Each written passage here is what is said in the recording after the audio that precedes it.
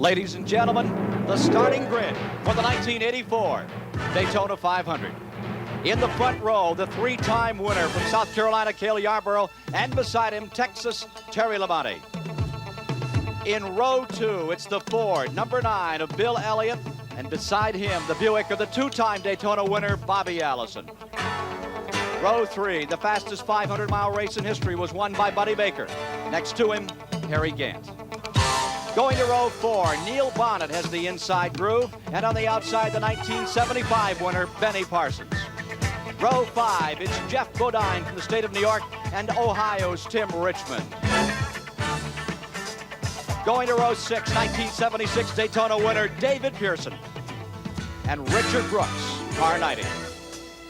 Going to row 7, rookie candidate Phil Parsons in number 66 and the victim of a terrible crash just a week ago, Ricky Rudd. Row 8, it's Kyle Petty on the inside, and beside him, Mississippi's Lake Speed. In row 9, Ken Reagan, number 77, and Massachusetts' Ron Bouchard. In row 10, three-time USAC champion Dean Roper and New York State's Greg Sachs. Row 11 is Dick Trickle, the great Midwestern star, and from Texas, Bobby Hillett Jr. Going to row 12, Doug Hebron is there alongside the Virginian Lenny Pond.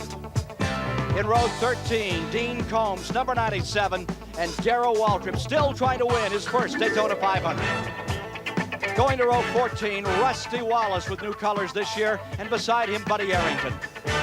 Row 15 is Dale Earnhardt, and McKeesport, Pennsylvania's Tommy Gale.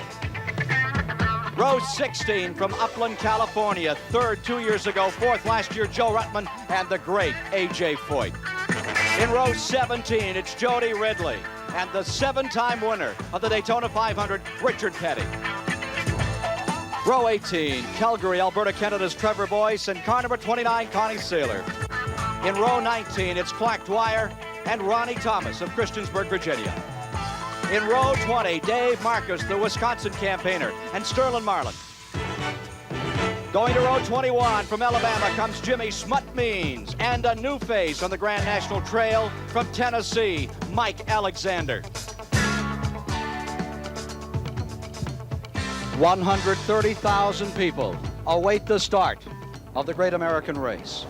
The invocation has just been given by the Reverend Ralph Marchman of the Central Baptist Church, Daytona Beach, and in just a moment, the national anthem will be sung by Scott Weidenmiller of Daytona Beach, Florida. All 42 drivers are now in their car, ready for the start of the Daytona 500. Scott Weidenmiller and the raising of the United States flag by the Embry-Riddle Aeronautical University Army ROTC. A very special command today to fire these engines and get the second quarter century of the Daytona 500 underway. Here is Scott Weidenmiller. Can you see by the dawn's early light what so broadly we hailed as the twilight's last gleam, whose bushlight and bright stars through the perilous fight, for the ramparts we watch were so gallantly streamed, and the rockets regular, the bombs bursting in air, gave proof through the night that our flag was still there. Oh, say does that star-spangled banner yet wave for the land of the free and the home of the brave.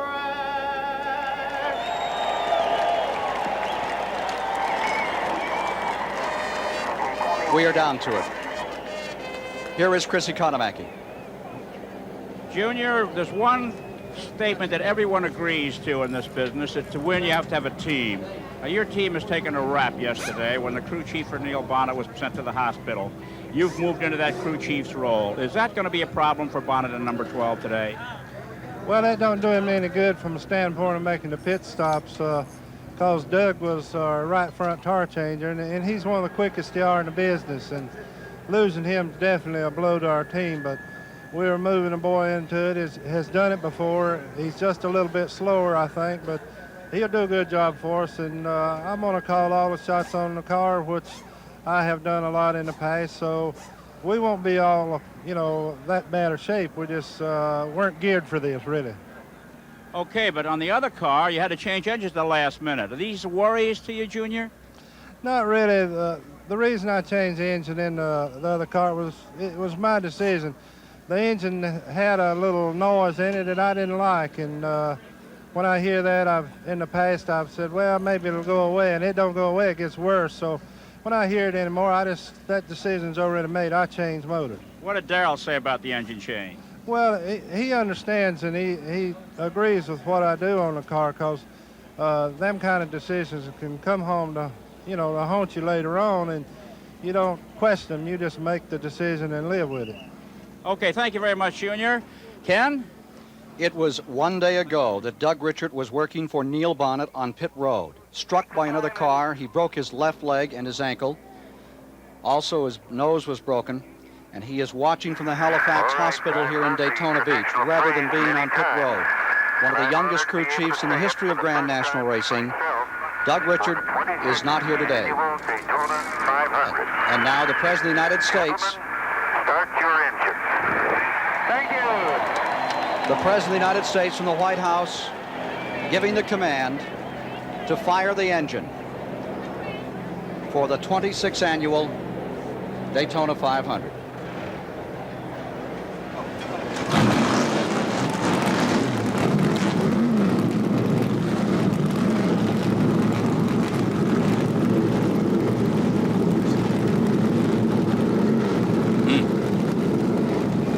You are inside the pole sitter's car, Cale Yarborough. And now, ladies and gentlemen, from the 34th position, you are inside the car of the king, chewing on a rag as he always does, Richard Petty. He said he'd try not to do that today, but he had to carry on. Keeps his lips moist. That is one of the problems with driving racing cars, especially on a hot day, is you do dry out. And if you do dry out, if your mouth goes dry, it's an awful feeling.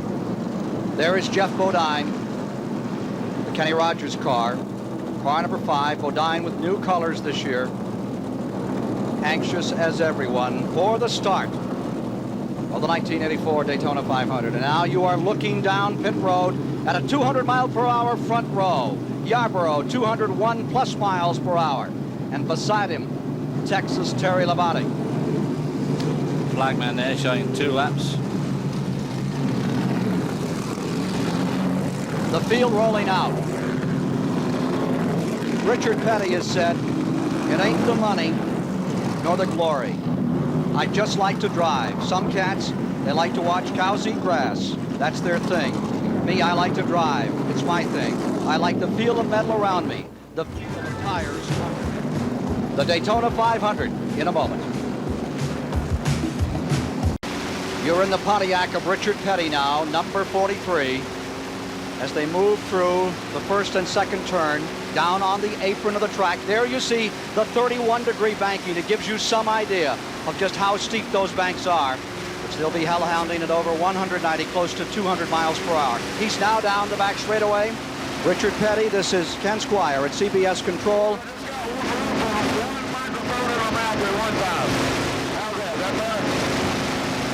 Can you hear us, Richard? Richard Petty? Okay. How do you feel right now? Richard? How do you feel right now as you pull up beside Joe Ruttman on this start?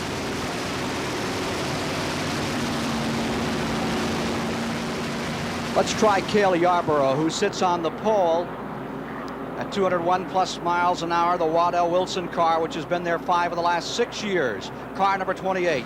A clear view for Cale, coming down by the grandstand for the first of the 2 preliminary laps. Cale Yarborough, as you come down to the start-finish line of the Tri-Oval, you're on the point for this race. Someday, some say you don't intend just to lead this event, but you intend to conduct this thing like an orchestra. You're going to stay there all day. Well, I don't know about that. The car's been running good all week. I'm just going to take a look at the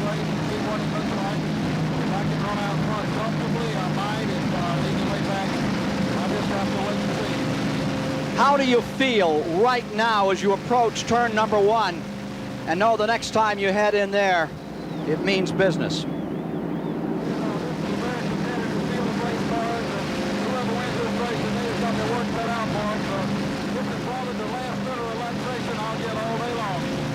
Have a good one, Cale. Last year he carried our CBS camera to victory in this event, pulled into victory lane, just remarkable pictures.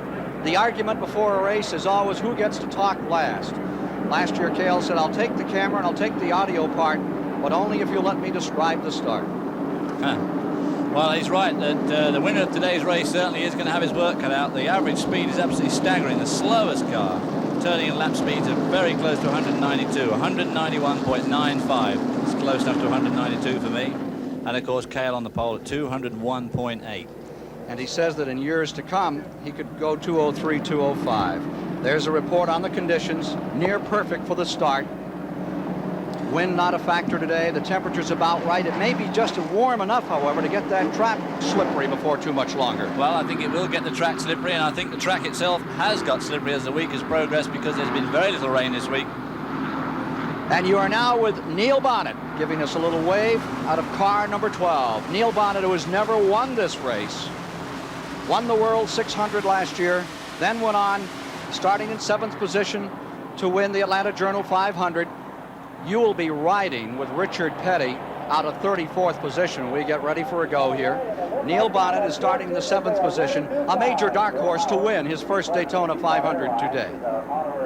Now you're in for a thrill of a minute. If you're going to be in Richard Petty's car from the back of this field, you're going to get a real feel of the dust and dirt, debris, and the cars around you. There's the pace car pulls off.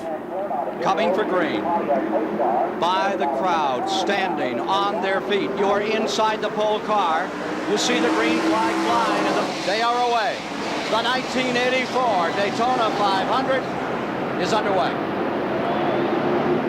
Yarborough to the point at turn 1. Labonte drops to second. 165, 170, about 180 miles per hour now. Inside, Bill Elliott trying to draw a bead on third spot. He falls back. Elliott being swamped on the back straight there. Buddy Baker up on the inside. There are your two leaders for turn 3. 195 plus miles an hour now as they go into turn 3. The critical turn, Calamity Corner.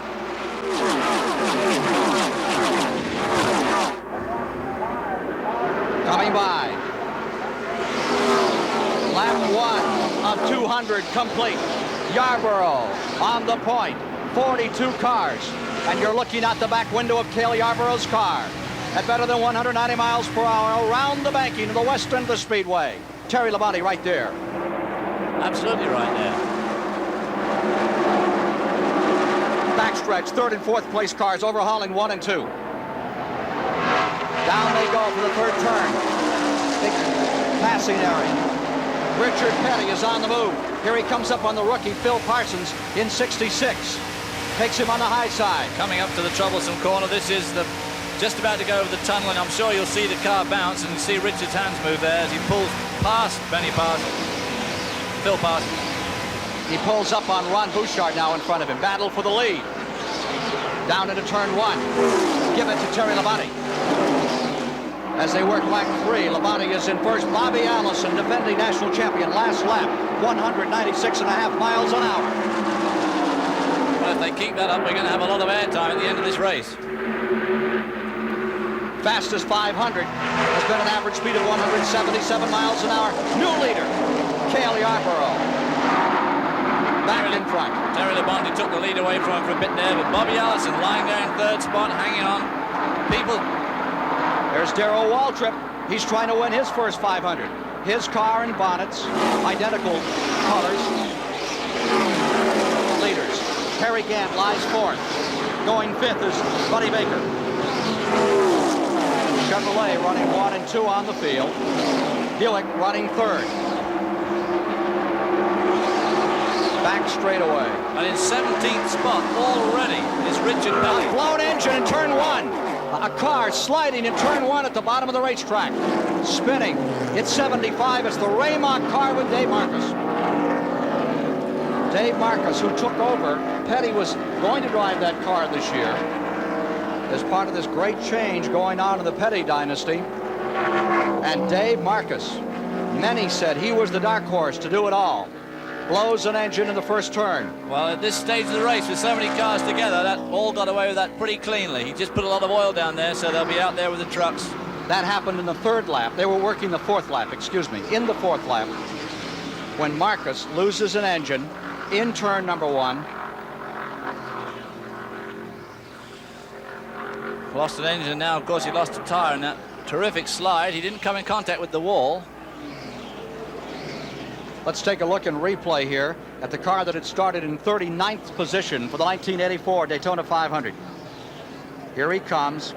Engine had gone before he came to the turn 1 area, this 2.5-mile tri-oval. And in that smoke screen, there's another car. Glad he's not there, not me. But there you see him come down, hits that flat apron, manages to hold the car down there. In fact, it was A.J. Foyt. Is that 14? Indeed it was. A.J. coming out of that one unscathed. But for Dave Marcus, this $1 million race is over. The Raymock team's number 75 out of competition. You see the car there lifted up as it hit the banking again and started to turn it up, but it got back on all four again. Let's go to the pits. Here's Chris Economack. Though there are no statistics to back it up, old-timers say that today is the hottest Daytona 500 Sunday since the race began 26 years ago, and that could become a factor as the race wears on. Now down pit road to Ned Jarrett. Chris, I'm standing by with Jeff Hammond, the crew chief on Darrell Waltrip's car, and we mentioned in the top of the broadcast that they had to change engines on that car this morning. Jeff, any indication how it's doing? So far, Ned, I just got off the radio with Darrell, and he said all the gauges indicate everything's fine. The motor seems to be running rather well. The car seems like he's handling rather well. He's just got to, lay back a little bit now and work his way up through traffic so he can catch up with these leaders and see how things go as the day progresses. You folks didn't seem to be too discouraged, the fact that you had to change that engine. No, we've got a lot of confidence in our engines as a whole, and we've had to do this in the past. And, we've had real good results with it. As a matter of fact, the last couple of times we've had to change motors on race morning, we went on to win the race. So, kind of deep down inside, we're kind of hoping that that tradition doesn't. Well, your boss man, Junior Johnson, of course, had to fill in for your counterpart, Doug Ritter, today. Any word from down there, or you're strictly on your own, I assume? Yes, sir. I got all the guys here in the pits are going to be here to support me, and I've got Darrell on the other end. Plus, I got one of Junior's good friends, Banjo Matthews, back here with a lot of years of experience to kind of help me out if I do need a little bit of a consultation as far as that's concerned. But we've been doing it the last couple of years. Darrell and I have been working real close together with the car and the pit crew and everything. So we believe we'll be all right, and hopefully we won't get in too bad of a bind today. And I want to wish Doug a real speedy recovery, and we're all thinking about him. Everyone is thinking about him, Ken. They seem to be well organized, even though they had that catastrophe yesterday. Doug Heverin on pit road. A.J. Foyt made a brief pit stop. Dave Marcus brings out the first caution. He's fallen out of 7 of the last 9 Daytona 500s. More in a moment. Now working in the 7th of the 200 laps in the Daytona 500 for 1984. There you see the little leaderboard. There is Sterling Marlin on pit road, as Cale Yarborough has stayed out in front. Terry Labonte's given him a good ride. Bobby Allison is right in there with him, going in the 3rd position. Harry Gant, who showed surprising strength in the 125-mile qualifiers on Thursday, is 4th. It's Buddy Baker with the Wood Brothers car still in the 5th position. Benny Parsons is 6th. Richard Brooks is in 7th. As they line up in the 8th position now, it is the Bill Elliott car, and in 9th. In 9th at the present time, Neil Bonnet. Let's go to Junior Johnson, who's standing by on pit road. Junior, Darrell's pit's about 100 yards down the road here. How do you communicate back and forth to keep in touch with what's going on? Well, we don't right now. The radios that I have should pick up Darrell and Jeff when they're talking, but they got their hand full, I got mine full. We just do the best we can with the teams the way they're separated right now. They'll make all the decisions there, and I'll make them here. Junior, people that have been here a while say this is the hottest Daytona 500 Sunday they can remember. Will this be a factor in today's race? I think it'll definitely be a factor. I think the cars that is not a handling real good will start showing up somewhere around 200 or 300 mile, and you'll see some guy that just accidentally hit the right combination go away from the rest of them. About that. Okay, Ken. Darrell Waltrip, Waltrip is now 21st on the field, running 21st as they come around for at least one more lap of caution. I think the heat could be a factor for the drivers here too, because in the winter, these guys, of course, drive in the worst conditions in the world. The southeastern states of the States, of course, are tremendously hot in the summer when they build up to it. But they're a bit out of practice for that sort of thing, and normally this is a pretty cool race. But they're going to get hot today, very hot. I can remember in the late 60s, in 67, when Mario Andretti won this race, it was a scorcher. And I believe in 69, when Leroy Yarborough won this race, it was also a day equal to this. Doug Heverin is back on pit road. We can take a look at a race analysis here as we watch Doug Heverin having problems in his first go out here. Doug Heverin. There's the race analysis at the present time. 42 cars started today for a purse of $1,200,000. The record for 500 miles, 177 for Buddy Baker in 1980. Here's Ned Jarrett with Dave Marcus. The first driver out of the race is Dave Marcus. Dave, I think that look on your face tells the story. Very disgusting. Ned, it is. It's, you know, we were really running good all week long. We had a misfortune in the 125. I got a black flag because I jumped on a restart, and we were running fourth. But the car is, all week long, we've been able to draft with anybody, run 197, 198, and this car's just, it's just the best race car, really, that I've had on this racetrack, I think, since I've been here in '76 with the Dodge, and it's very disappointing because I really felt like we could get up front and we had a chance to win this race. Who do you like out there? Do you have any picks of those that are left out there as to who might be the man to beat? Well, I know Cale's running good, Ned, but, you know, I still think the Monte Carlos are going to be tough to keep tight during the race at speeds, and I'd have to say that Bobby's car is, I ran with him yesterday. He's very comfortable. He's very tight. He showed that in the 125 is where he really beat the guys was through the corners. They'd run back up on him down at the end of the straightaways, but when they got there, they were so loose they couldn't make that pass. I'm sure they had the power and everything like that to do it, but Bobby's car was working good. He was sticking, and I would say that he's the guy because his car, I know, is very comfortable. I ran with him yesterday afternoon, and I told these fellows, Bob and Butch, I said, our car and Bobby's, them are the two cars you're going to see leading this race today. Well, Ken, that's an interesting situation. We'll have to keep our eye on that. Well, Dave Marcus out in 3 laps, and it's some of those days you just wonder why he bothered to get up. Richard Petty has been on the move from 34th to 16th before the caution flag came out, and there you see him with the car number 43. Buddy Parrott, crew chief on the car. They'll now move their shop to Kannapolis, North Carolina, some 60 miles from Level Cross, where the Petty Racing Organization has called home since the very beginning, back in 1948 with Lee Petty. From the Goodyear blimp, you're getting these pictures of the cars up on the banking. Give you a feeling for the 31 degrees of this track. The Goodyear Blimp Enterprise out of Pompano Beach, Florida, showing you this vast expanse, this largest crowd in the history of the Southeast.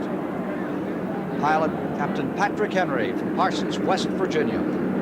Down behind, Lake Lloyd moves the field, and green will be shown this time by. They will take green as they complete 9 laps. Working 10. An early caution like that, I can't help but feel, must be very disruptive to a driver's train of thought. You really build yourself up all morning, and for Dave Marcus to fall out, it's really, the anticlimax is terrible. For these guys who've been pumping themselves up for the last 2 weeks, to have a green a caution flag at the end of the 3rd lap is a little bit disruptive. So I hope they get off to a good clean start, which of course will be single file, because as yet nobody has been lapped, which is one of the things that got Dave Marcus into trouble during the qualifying race, when he did in fact make a second file. Or a second line. Pace car is in. Neil Bonnet lies 9th. Coming down, Harold Kinder cautioning him, holding about 60, 65 miles per hour. There's the green flag, and from the Goodyear blimp, you see them come through the tri-oval and cross the start-finish line. And Kyle Petty and his father absolutely side by side. They both jumped out of line there. And there goes Rusty Wallace in the white and green car down at the bottom of the track. Rusty Wallace, victim of a terrible crash here, number 88 a year ago. Now you're with Richard Petty. He takes Bouchard, and he's going after car number 15, Ricky Rudd, the 13th position on the back straightaway. Terry Labonte out in front of Cale Yarborough. Not for long. Cale Yarborough back in first. Cale Yarborough seems to have the ability to just streak by these guys at the end of that back straight going into turns 3 and 4, and to maintain it around the rest of the track. Out of 4. 41 cars still in contention. Allison third, Baker fourth. Neil Bonnet moves to 5th. Harry Gant drops to 6th.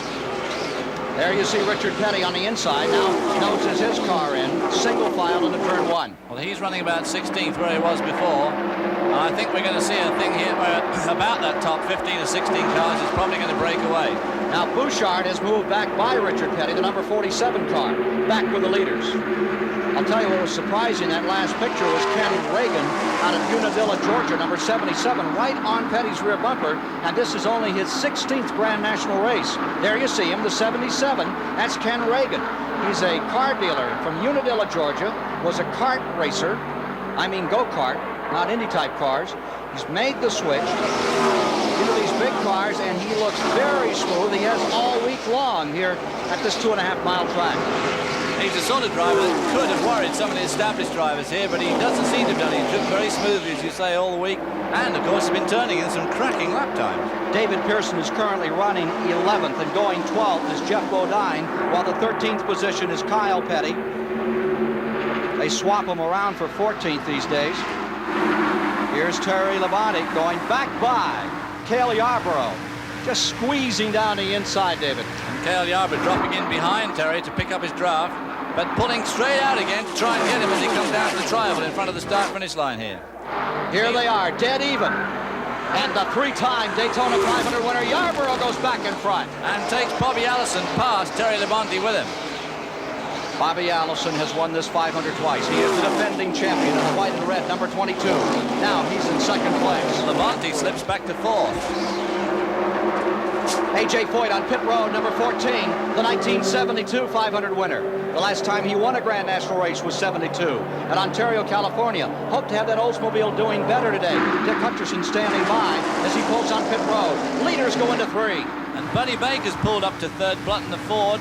Buddy Baker, always a very strong runner here at the super speedways. Loves those 200-mile-an-hour laps. Baker in 3rd. Cale Yarborough, who won the pole, who won a 125-miler. The question is, can he be the first man since 1962, when Fireball Roberts did it, to win the Triple Crown of Daytona? The pole, a 125-mile qualifying race, and go on to win the 500. It's only been done once in 25 years. Yarborough has a shot at it this year. You do not have to finish a 125-mile qualifying race if you've made the pole with the second fastest time. But most of the drivers like the money, and they really like to shake the cars down over that 125-mile distance. Hence, Yarborough coming out and just running the wheels off this car on Thursday afternoon for that 125-mile victory. And what a race it was, and what a victory. Near the end, he just pulled out of the draft and ran away with it. It made it look very easy, which has had everybody else here pretty uneasy. But of course, the 500-mile race is a bit different. As did Bobby Allison in the second 125-mile qualifier. And the other car that showed tremendous muscle was Benny Parsons. Now you're with Neil Bonnet. Here he is, closing up on Terry Labonte. You're in 5th place. You are in 5th place right now, going down the back straightaway at about 200 miles an hour. You're riding with Neil Bonnet. As he makes a little bit of ground on Terry Labonte, you see they go into 3 pretty low, then the centrifugal force pushes those cars up the banking, up into that top but 1 lane. Now, from Yarborough's vantage point, you're looking at second place. There's Buddy Baker, and there's the Ford, closing right up on the rear bumper. A report from the A.J. Foyt pits, Chris Economaki. A.J. Foyt, who won this race 14 years ago, has made 2 pit stops. What's his trouble, Dick Hutcherson? Chris, he says that just like the rear wheels aren't getting a hold of the racetrack, just like being on ice out there. So we adjusted the chassis, and we're going to try that. Is that because of the heat? I think so. And then, Chris, we haven't had any rain this week to clean this racetrack. So the oil, the rubber on the racetrack, just a combination. Okay, words from A.J. Foyt's pit cat. 1st to 13th, 1 and 8/10 seconds. Allison had the lead, reappropriated by Cale Yarborough. Baker lies 3rd, going 4th. It's Terry Labonte, and maintaining 5th, Neil Bonnet. Back there in 6th is Harry Gant, directly behind him in 7th. Benny Parsons with 8th spot now belonging the man who finished 5th in a real surprise a year ago, Richard Brooks, originally out of Porterville, California. Well, I wouldn't say it was a surprise. The 90 car hadn't had that good a ride here in some time. And no, Dick Brooks really did go very well last year in this 500 mile. And it looks like he's going to do the same thing this year because he's been running very consistently all through the week. And he tells me the car handles very well, as does Buddy Baker. And for the first time this year, people have brought television sets here to the Speedway to keep track of what's going on out there. That infield is absolutely crammed today with racing enthusiasts. Largest crowd in southeastern history is here at the Daytona International Speedway. You're back with Cale Yarborough getting a gander out his rear window at Bobby Allison. Now notice they have clear glass front and aft on these cars. For some time, some of them ran that dark glass. It was outlawed because you can't see through the cars. And a lot of times what you need to see is 3 or 4 cars in front of you.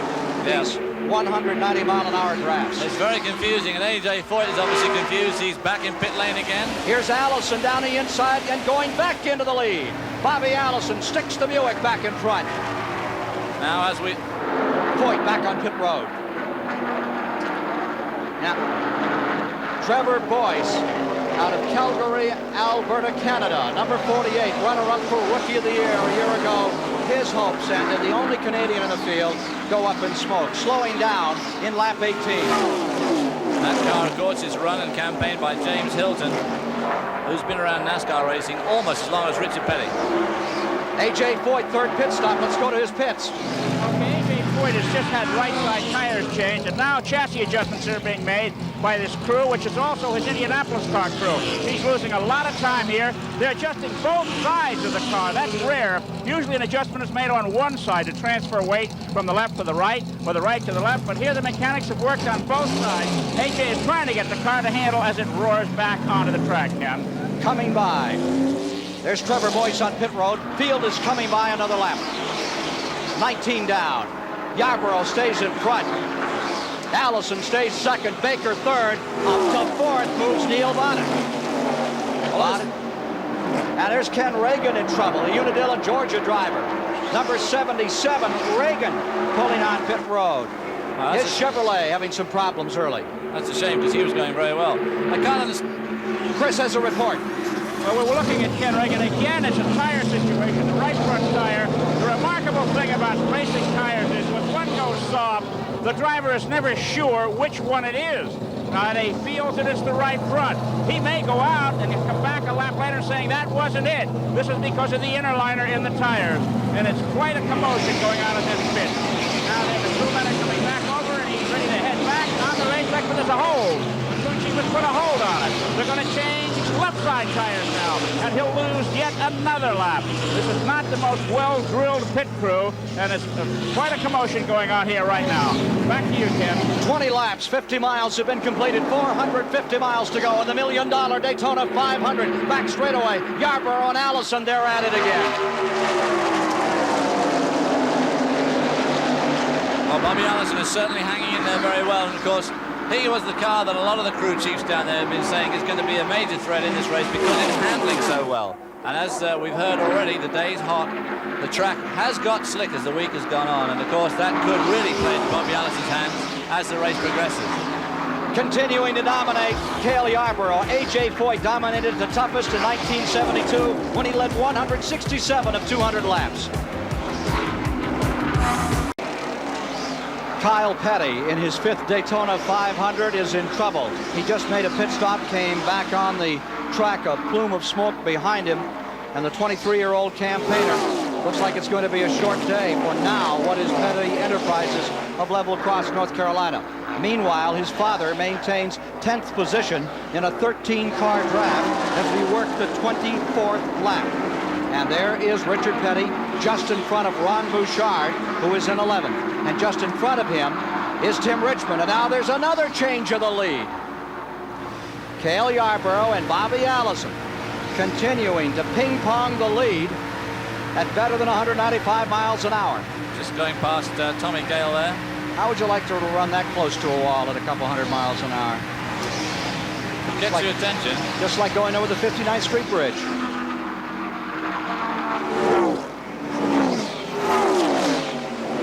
Back into turn one, go the leaders. Neil Bonnet maintaining 4th position. Terry Labonte is in the 5th spot now. Tire situation developing here at Daytona. Here's another change for the lead. Down to the inside, here is Yarborough squeezing by as he works some lap traffic. Bobby Allison. Chris, what's the story on the tires? Well, it's really not a tire story, as we found out. You know, the physical forces that act on these cars are very powerful. We've seen the crashes. Well, Ken Reagan's car developed a vibration, and that vibration broke 5 of the 9 spokes in this steel wheel, and that's why he stopped. They thought it was a tire, but it was just a vibrating that snapped these spokes right off. It's really an unbelievable situation, and down pit road, Ned Jarrett has some more information. Chris, I'm standing by with Leonard Wood, the crew chief on Buddy Baker's car, who is currently running 7th. And what might be happening, some drivers are not, the cars aren't handling quite as well. Is it because of the heat, Leonard? Yeah, it's got hot, you know, and the track got slicker. And he said he was okay early in the race, but he's got some sort of vibration right now. You don't know exactly what it is.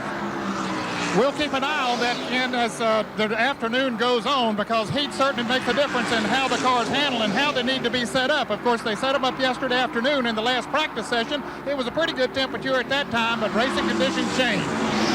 Buddy Baker is in 3rd, the Wood Brothers car, and then 10 car lengths back in 4th, Neil Bonnet. There you see the interval. Front 3, back to Bonnet in 4th. And right in that second group is Ken Reagan, number 77, from Unadilla, Georgia, the guy that had the wheels break, and he's doing a very good job in hanging in with that lead group. Currently in 5th is Terry Labonte. He's about to try to make a move on Neil Bonnet. And up in front, they're going at it another time. Field back in 3. A.J. Foyt on pit road again. And we have a car pitting from among the leaders. It is 21. Correction. No, it is 21. It's Buddy Baker, the 1980 winner of the fastest 500-mile race in history. As you watch it live here today on CBS Sports. This special from Daytona, here's Ned Jarrett. It is an unscheduled pit stop. Ken, they're changing the right side tires. We just heard Leonard Wood say that the car had gotten a little bit loose. Now apparently they got another problem under the right front. As he got that tire off, he had a little trouble getting the other one on, but they're taking a lot longer than they normally take to make a pit stop. So Buddy Baker certainly is having trouble. It looks like they're motioning him to pull behind the wall, so they got bigger problems than just tires right now. We'll get an update on the Buddy Baker story for you in just a moment. Front 2 cars now complete the 29th lap. Allison in front, Yarborough tucked right in his rear bumper. We'll get some lap times on individual laps in that 2-car draft up in front. 3rd spot. Well, they're lapping Terry at about Labonte. 100 to 192 miles an hour. The lap speeds have dropped quite a bit. So the track surface must be getting slippery, and the heat obviously is affecting the handling of these cars, and that has meant that Bobby Allison, a lot of people thought might be the dark horse. Although how you can call the national champion the dark horse, I'm not quite sure. But anyway, he's out there in the front right now. And he and Cale Yarborough are, in fact, dictating the speed of this race. Richard Petty, coming off turn 4, is in 9th position in car number 43 as they come to the line. Well, he's now in 7th position, right with Benny Parsons, who's also been going extremely fast this week. Here he is closing on Parsons. That's Petty on the inside. That is for 6. Goes underneath Benny as they go into turn 1. Petty's car is obviously handling very well because he's driving very low on the racetrack, which is unusual for him because he really likes to hug that wall. On the other hand, the Petty cars always work well on a slippery track. That's always been the mark of the Pettys. Here he is closing up on car number 12, and he's in the inside groove, and he has Neil Bonnet. Neil Bonnet taking a look as Richard Petty just shoots underneath him there. So Richard Petty from 34th position is now in 5th. Up to 5th and attacking the leaders. Who is this masked man? An incredible story, the Petty story, from 1984. A great Neil Bonnet eye view of him too there. So Richard Petty continues to wield his magic here at Daytona. He himself has won it 7 times. The Buddy Baker story, here's Ned. We're still by Buddy Baker's car, and Ken, they had one of the studs on the right front twisted off as Leonard Wood was changing that tire. Now they've had to pull it behind the wall, and you see Leonard in there working, taking the other lugs off, and they'll have to replace that stud, get him back out there, killed any chance that he has of winning this Daytona 500 for the second time. Look at this street battle between Bobby Allison in the white car on the outside and the orange and white car of Cale Yarborough. There's Yarborough tucking back into second place as they come back to the start-finish line to complete lap 32. Over the stripe, under the commentary box, down, up close to that wall as they go down the short chute between the trial. Colors as a year ago. Another change of the lead. Yarborough back in front. Allison to second as they swap it back and forth. Looks like a 3-round amateur boxing fight out here between these two, giving it their all in the early going on a slippery track, a warm day. We'll get a condition report as to track temperature from pit road as we have a couple of cars. Number 71, Mike Alexander, the blue car is pulling in, and Jody Ridley. 84, Jody Ridley, that's his second time round. He came in last lap, but unfortunately overshot the pits, so he has to do another slow lap. Working lap number 34. Working lap 34, 85 miles complete, 415 to go. More live coverage of the Daytona 500 after this word from your local station. Live from the Daytona International Speedway, the Daytona 500. What a war for the lead. Right for the moment, Cale Yarborough has a little breathing room. There you see him by his lonesome. Back straightaway, right looking out him is at Dale Earnhardt. And there you see Richard Petty sneaking into your picture. Dale Earnhardt we've rather ignored, but he has in fact been in that lead group the whole time, and he just took away second spot from Bobby Allison and took Richard Petty through with him. Jeff Bodine is just pitted, lapping Ronnie Thomas. Down by that wall, rushing down the wall into the tri-oval. A.J. Foyt has officially retired. He is the fourth car out. Mike Joy will update the attrition, give you a resume if you're just joining us shortly here. And take a look at that picture from the lead car.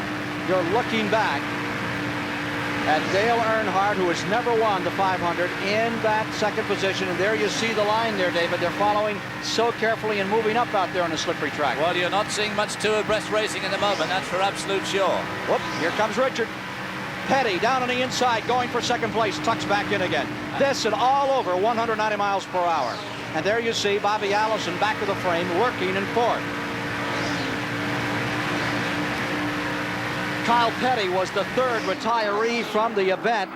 Here's Ned Jarrett with him. Kyle was all ready to change into his street clothes. Kyle, what went wrong? I don't know, Ned. I guess we broke a valve spring or something. The car was running real good. We were able to hang on to the draft with him, and that's really all we wanted to do. Wasn't even turning a lot of RPMs. We just kind of riding along behind them all. I mean, you know, there was people behind me and people in front of me, so I really wasn't having to run wide open around the racetrack. So we were looking to run all day. You and your dad raced a few laps there side by side, and then you pulled away from him. Well, I don't know. I got lucky right along in there. He got some people behind him messing with him, and I got lucky and caught a draft, and we went on and got separated from that pack. We were easily being able to run in the top 10 real easy, like I say. So I don't know what happened to it.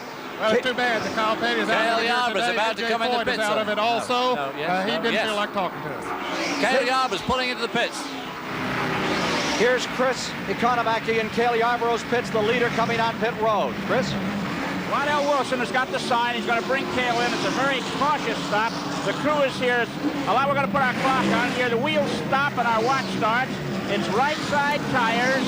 Fuel, those cans of fuel weigh 77 pounds, and the tires weigh 63 pounds. Now, Waddell is in there doing something. They're taking the net down. It looks pretty calm. Oh, one of the men fell down but got right up again. They're getting the second can of fuel in, and it moves 19.23 seconds. Now, the pit men are faced with a lot of extra work this year. Again, those fuel cans weigh 77 pounds. The tires weigh 63 pounds. And the new pit wall is this much higher and this much thicker. That much more they have to move the material over. And it's not easy with that kind of weight. During the week, several pitmen stumbled over the wall being used to the lower height. Back to you, Ken. The new leader in the Daytona 500 as pit stops are now the order of the day. It's number 43, Richard Petty, from 34th place, the 7-time winner of this event. About to put a lap on Mike Alexander in the back straightaway, and he's moving up on Bouchard. Now, Bouchard, I believe, has already made his pit stop all along pit road. Tim Richmond is in. Darrell Waltrip, Richard Brooks is pulled on pit road. Bill Elliott in a fueling situation. Harry Gant is in. Let's see if Petty will pit now. Petty is in front. And he is going to pit, and Bobby Allison is going to pit as well. So first and second place are coming in. This should move. Car number 98, Joe Ruttman, up into the lead. Ruttman is pitting. He was the third place car the way the race was scattered. Buddy Baker's pulled behind the wall. Buddy. Here's Chris Economaki.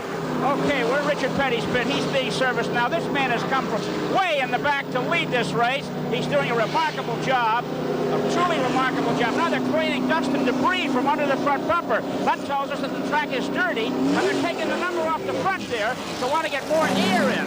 So the heat is, heat is a problem here in the pits, Ken. Now you notice that's an all-new team that's been organized in just 2 weeks, and there was a little problem as he came back on the track. The man just on the front who was working trying to clean that car nearly got himself underneath it, and they dragged him away. You can see some concern down there. They just haven't had that much time to work together on the Petty team. Pit stops have taken place unofficially now. Cale Yarborough has gone back into the first position in car number 28, and we're waiting for official scoring here as we have a pit stop under green. The speed has climbed up to 158 mile an hour average. Now remember, the speed record is 177 miles an hour, 1980. Buddy Baker. Baker lost several laps while they worked on the car, and there is a problem on Richard Petty's car. Here's the story. You guys did a lot of work on Richard's car there besides change tires and fuel. What is yours? Wait a minute, I can't copy you. What? I say you did a lot of work besides change tires and add fuel on Richard's car. What were you doing? Well, we just gave Richard a good cold drink of Gatorade and got him going back out there. There's no problem. The car, we just cleaned the screen real good, and that's all. Okay, Buddy Pratt, confident and happy. Richard Petty, remember now, he came from way back to lead. Ken? As the field meanders down out of the turn, problem was he needed a drink, David. That was all. I don't blame him. It was Warm pretty day warm like out there this. today. Now, Dale Earnhardt did a very quick pit stop on that round of pit stops in just over 13 seconds, 13.7, which is about the quickest of the leaders. And we'll have to wait and see where the field shuffles down to. Now, as things shake out, remember that Neil Bonnet had been in. They are now showing Neil Bonnet, number 12, as the lead car. Neil Bonnet, with the number 12, is being shown as the leader. So after this period of pit stops, and we're getting well into the race, let's join Mike Joy and get an update, resume on what has happened thus far. Here's Mike. Engine failure is not uncommon here, Ken. Already the first 3 cars out of the race suffered engine failures. Ironic that Dave Marcus should be the first. He's NASCAR's hard luck driver, runs around with a cloud over his head. A.J. Foyt, 3 pit stops to try to cure a suspension problem. They couldn't. He's gone back to the garage. Buddy Baker's car is behind the pit wall. They're replacing the wheel studs, as you saw earlier. They're going to try to get Baker back in the race. Ken? All right, after the pit stops have been completed, we are now working the 44th lap, and here is how they stand. The leader, well out in front after that incredible pit stop he made, is car number 3, Dale Earnhardt. In the Bud Moore car is currently shown first. Bobby Allison is second. Richard Petty is third. Terry Labonte is fourth. And this car, number 28, is in the 5th position. Those are the front 5, as they've just been given by scoring. So it's number 3, your leader, just coming to the start-finish line. Richard Petty hovering right there, trying to get himself his 8th Daytona 500 victory with a brand new team. More from Daytona in a moment. Working the 47th lap, 153 remaining in our live coverage of the $1 million Great American Race, the Daytona 500, with a new leader. Bobby Allison, there you see him, is back in front, and right behind him comes Dale Earnhardt. There's Allison in first. Lake Speed now pitting car number 1, the Haas Ellington machine. Back on the racetrack as Lake Speed has trouble. You see Richard Petty in the 3rd position. Running 4th overall is Terry Labonte. Running in 5th is Cale Yarborough. And in the 6th position at the present time is Richard Brooks in the Junie Donlevy car. Cars out of 4. And here's Cale Yarborough fighting for 4th position with Terry Labonte. Right behind Yarborough now, Tim Richmond is on the move. Here's Yarborough closing again on the 4th place car.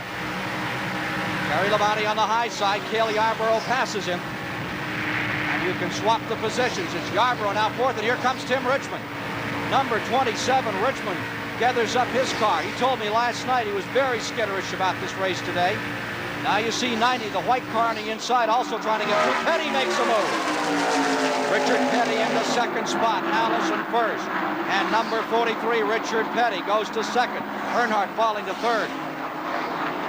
We fell into the trap of discounting Richard Petty about 5 years ago when we did this race, I believe. But that is a magnificent pull-up in just a few laps. It's the perfect kind of day for 46-year-old Richard Petty. He likes it when it's warm. So, for that matter, does Allison. They thrive on a hot weather race. The track temperature now reported at about 95, 98 degrees. And inside those cockpits, roasting time. Well, of course, the skill of the older generation will show, I'm afraid. These young lads have a long way to go. Look at the list of last year's champions. Petty for the lead. Richard Petty scoots down the inside. And Richard Petty from 34th spot for the second time today has taken the lead in the 1984 Daytona 500. Always the story of Daytona since his father won it in that dead heat finish in 1959. But this year, it is a sad story, the Petty story. For the Petty dynasty, as we have known it, changes dramatically as of this 26th annual Daytona 500.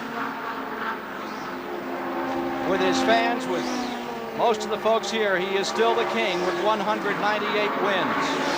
But it's a different team. Earnhardt lies third, Cale Yarborough fourth, and Tim Richmond is now fifth. Now there's Cale. And let's take a look at fifth, sixth, and seventh now.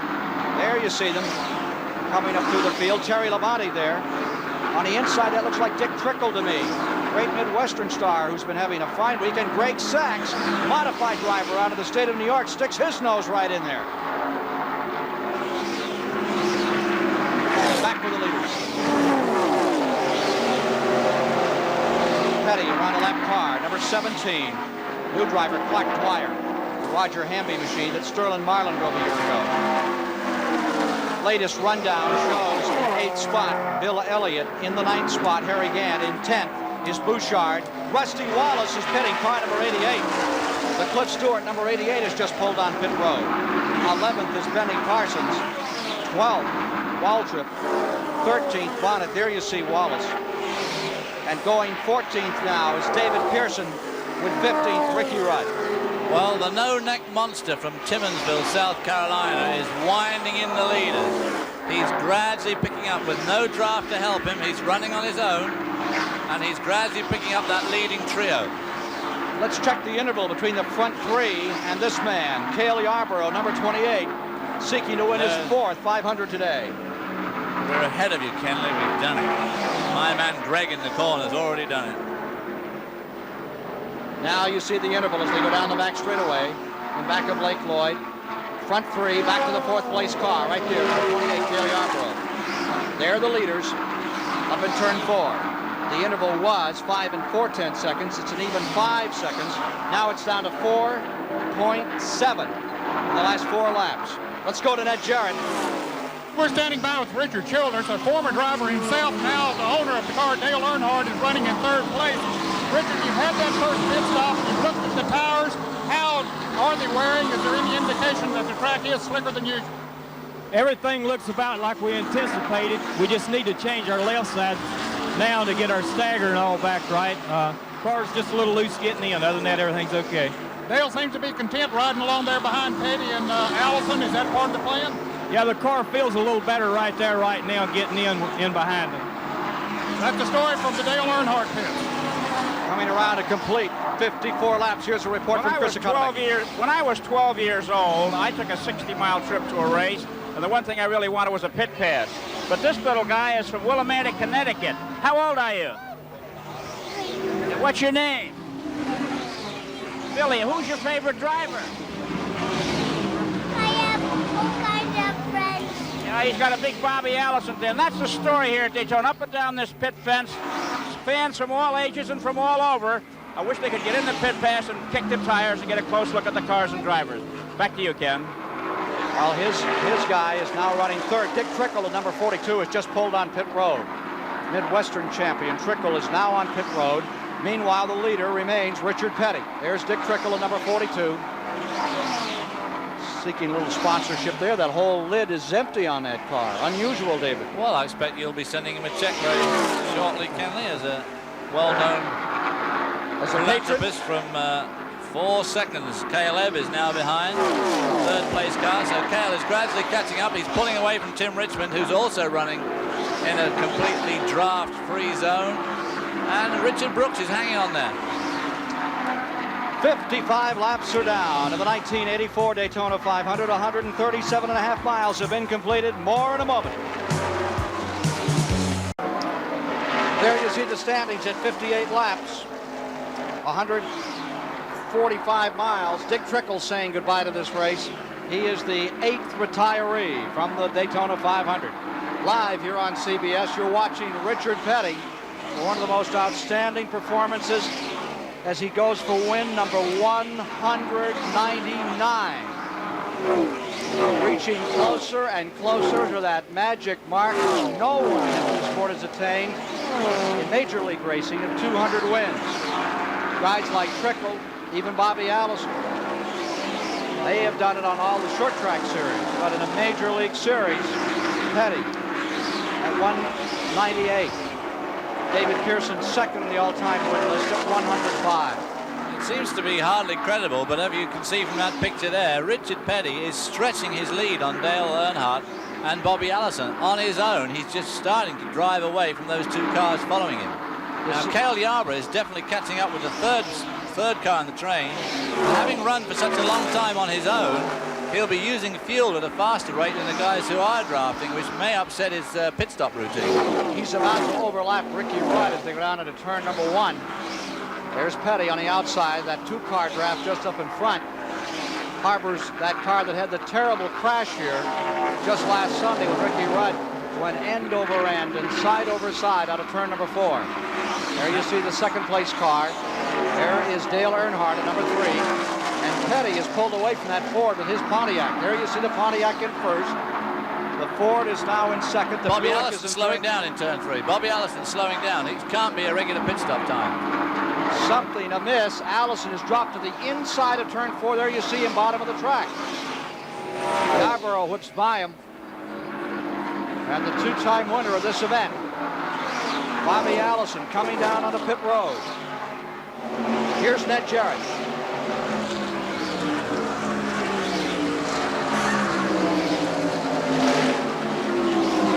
Well, Bobby Allison has coasted into the pits, Ken. It doesn't seem as if he has power. You're right. It is an unscheduled pit stop. The hood goes up. They're working to see if it is ignition or something that they can repair very quickly. But the former 2-time winner of this Daytona 500 running so well here today, and certainly one of the pick among the crews in the garage area after his performance here on Thursday, is in trouble here at Daytona right now. We'll try to find out exactly what is wrong and get back to you in a moment, Ken. That moves Cale Yarborough into 3rd, Terry Labonte up to 4th, Richard Brooks goes to 5th, up to 6th moves Joe Ruttman, in 7th is Gant, 8th Bill Elliott, and 9th is Ron Bouchard, with 10th now Benny Parsons. Bobby Allison in trouble on pit road, has been coming here since 1961. There you see Rusty Wallace's number 88 being left by Richard Petty down the long back straightaway, and the point that David Hobbs made a few and another car erupts on the back straightaway. I think it's blown an engine right on the straight. Slowing down, going into the corner. It's Bobby Hillen. Bobby Hillen. Hillen's in trouble. The Midland, Texas driver, 19 years old. Caution is out. Caution's out. So there's going to be a wholesale pit flurry here because we're about due for pit stops anyway, or the next 10 laps or so. We were talking with Bobby Hillen last night. His mother had flown in from Midland, Texas to see him in his first super speedway race. He almost had it going last year. Then on the last lap of the 125-mile qualifier, it just didn't work out for him. So we are under caution for only the 2nd time today. It happens in the 63rd lap. The story of Daytona is this man, Richard Petty. The story in 1984 is a far different story than we have ever told before of King Richard. Here is the 1984 story of the Petty dynasty. The Petty racing dynasty that originated in Level Cross, North Carolina was never a team. It was a family. Now America's first family of racing is breaking up. Richard Petty is moving some 60 miles from the homestead where his father Lee built the first Petty car in 1948. Through the years, Richard lived next to his dad, his brother Maurice across the road, and all within hailing distance of the shops that have produced 9 championships and 261 wins. As the breakup takes place, the clan patriarch, Lee Petty, hones his golf game on the front lawn and deals with the question, why? Time. It's no way that things today like it was yesterday, and it's no way tomorrow it'll be like it is today. A lot of that changes gradually. You don't see it, but it's a gradual change, and then something like this comes along, and then that just completes the cycle. I mean, it's no way out. But what evoked this change that in 36 years has generated over $6 million in purse alone? Why, at 46, is King Richard abdicating this cherished part of his domain? The future is Kyle Petty. Just as if Richard Petty took over from Lee Petty, it's time for Kyle Petty to start in that vein to take over from Richard Petty. Richard's 23-year-old son Kyle continues his career in the Petty shops where it began for him when he was 18. Richard shocked the racing community when he chose as his son's first ever practice field the Daytona Speedway. Kyle responded by winning his very first race, a 200-mile preliminary to the Daytona 500. Since then, Kyle's results have been mediocre at best with no wins. He now inherits the place his father vacates as the family gambles on the future. As it turned out, it helped him, we feel like, and to let him get out in the last 5 or 6 years or 50 years that he races, however long he's going to race, to let him get out on his own and do some stuff away from the family that he's been into. It gave us a chance for me to really separate on my own almost, and I think it was a big deal, big step for him to go out, but we felt like that Petty Enterprise used to win races in the 60s, early 70s, and when I started racing, it kind of drugged the team down to a 2-car team, and that's the only way you can look at it. It was a stumbling block for Richard Petty, and we feel like that with him gone, or me gone, whichever one left, that it picked up both teams again. From their home, Linda Petty speaks of 1984 as the year of decision for her son Kyle. I would say Kyle's going to come out the worst on this thing because he's got a long way to go and a lot to learn. At the end of the year, if things don't go well, Kyle can't say, well, Uncle Morris, it's your fault, or Daddy, it's your fault. It can't be anybody's fault but Kyle's because Kyle's running the show. There is more to this than making room for Kyle. This man, Dale Inman, Richard's crew chief, cousin, friend, left Petty Enterprises after their 1981 Daytona 500 win. It is said that Inman and Maurice Petty weren't communicating. The breakup had begun, and it was hard on all concerned. When you say sacrifice, what do you mean? Sometimes you have to put your family aside, seems like, to get your car ready. But the single incident which seems to have changed the old Petty ties came last October in the Charlotte 500. Richard handily passed Darrell Waltrip in recording his 198th win. The post-race NASCAR inspection found Petty's engine was illegal, oversized. Maurice Petty was in charge of engine construction, and Richard had not been told that he was winning the hand with a stacked deck. Fined $35,000, change was now imminent. Maurice Petty still lives just across the road, still an officer in Petty Enterprises. But he is out of the fabricating shops, out of the engine room. That's part of another lifetime. Somebody's gonna hurt someone. He now manages a country rock band, Slewfoot, that thunders through the Carolina nights, and daily he ponders the changes. I don't think it'll ever be the same again because, like I say, with Kyle coming in, that's a whole new generation. Me and Richard, we got along together. We had our differences and we had our problems, but with two of us, we could always work it out. And then you start throwing 2 and 3 and 4 and 5 people in there, then, you know, it's hard to work out. And instead of having, like I say, instead of having our differences, I just stepped aside and see what happened.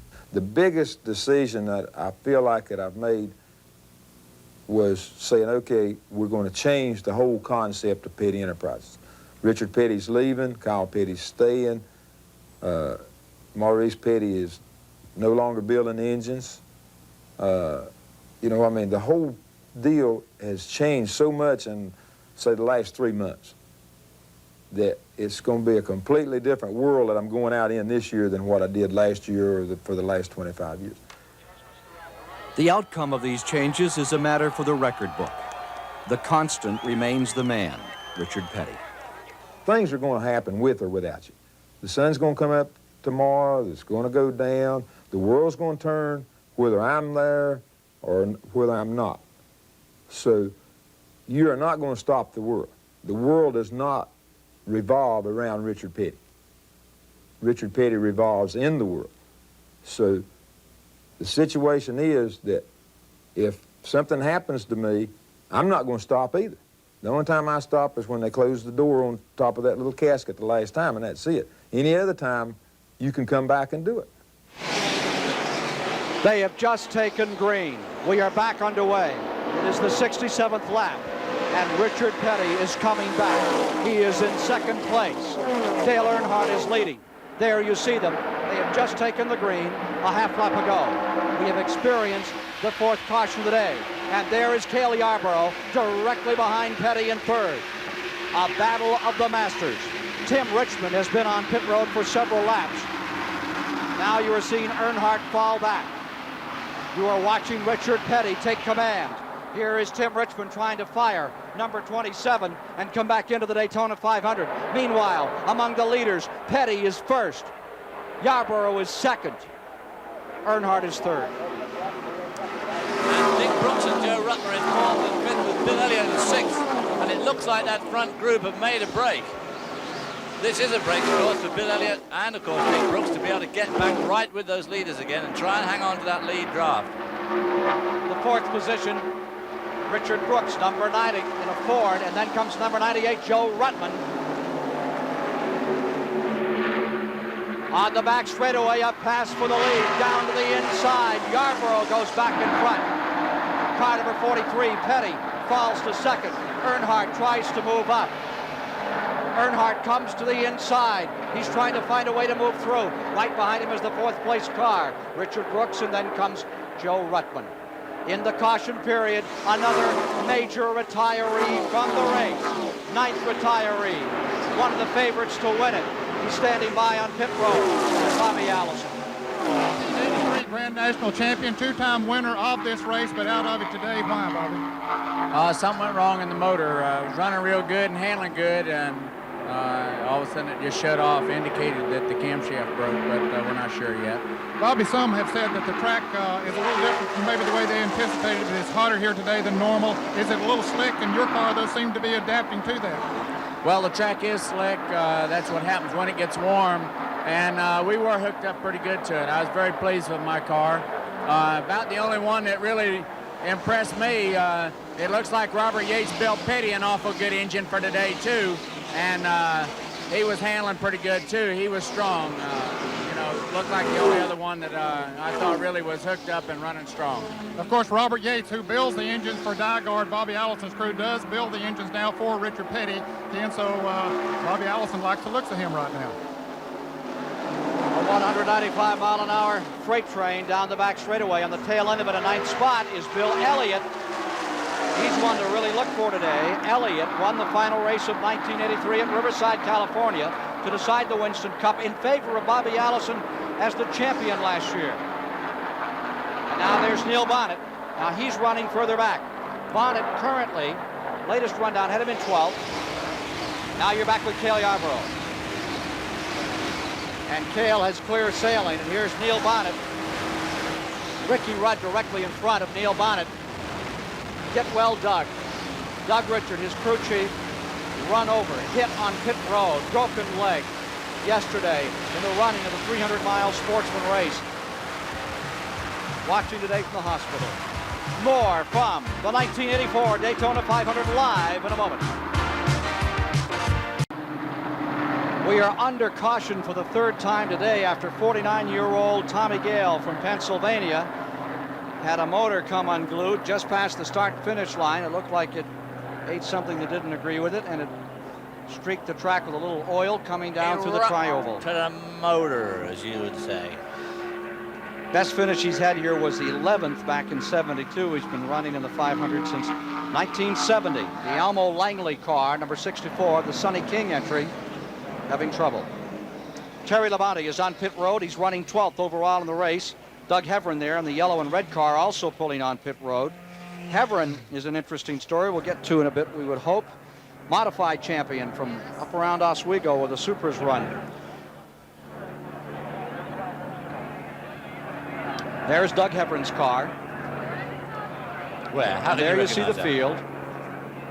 And goodbye for Tommy Gale. Back to the garage area early for him. This happening, he goes back in the 74th lap. He blew in lap 73. 11th retiree from the day. Tim Richmond has also officially retired from this afternoon's 26th annual Daytona 500, which you are watching live here on CBS Sports Today. Delighted to have you with us. The largest crowd, we believe, in the Daytona history. Largest crowd in the Southeast has congregated for this day. Ned Jarrett is standing by with Tim Richmond in the garage area. Let's see if we can get a word. Well, as you can see, Tim is out of his car and out of the race. Why, Tim? Out of my mind, too, I guess. I don't know. The cylinder head on the engine cracked from the outside. It didn't crack on the inside, more it cracked on the outside. Started spewing water out onto the spark plugs, which fouled them all out, and which it can't run like that. So supposedly NASCAR is going to have a test of cylinder heads this coming Tuesday. In other words, in 2 days, but that's a little late for today. That's an unusual occurrence for it to crack from the outside. Well, it's not an unusual occurrence for these heads. We complained about them all last year, and now, it's again here this year. And it is unusual for it to crack from the outside, but that's just to show how defective they really are, that we can't get the good stuff. And hopefully Tuesday will prove out that the test we can get the good stuff and won't have this kind of problem. It's not good for the fans when their cars are sitting in the garage. Tim, it's a hotter day here at Daytona than normal for the Daytona 500. How was it affecting you? How was it out there, and how has it affected the track? As far as physically, it was fine on myself.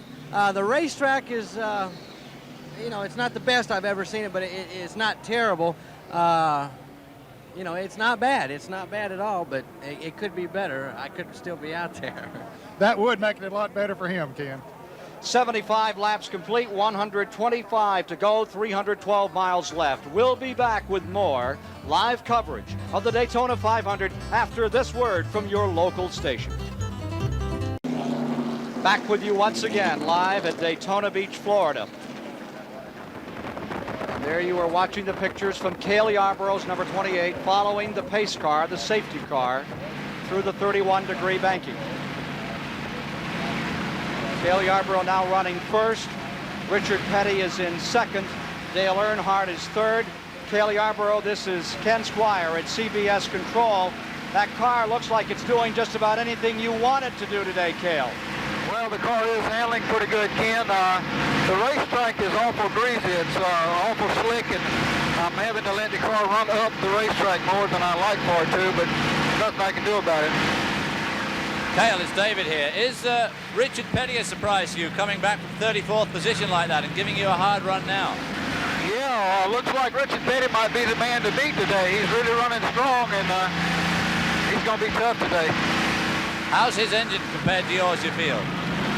Looks like we put it pretty equal on power, and Richard's car is working good too. If he runs all day and I run all day, it should be a good race. Just how greasy is that track now, Cale? Again, it's about as greasy as I've ever seen it in February. Of course, it's awful hot today, and I think that's what's causing the racetrack to be slick. Well, we have another lap coming up under caution before we're underway. Thank you very much, Cale Yarborough.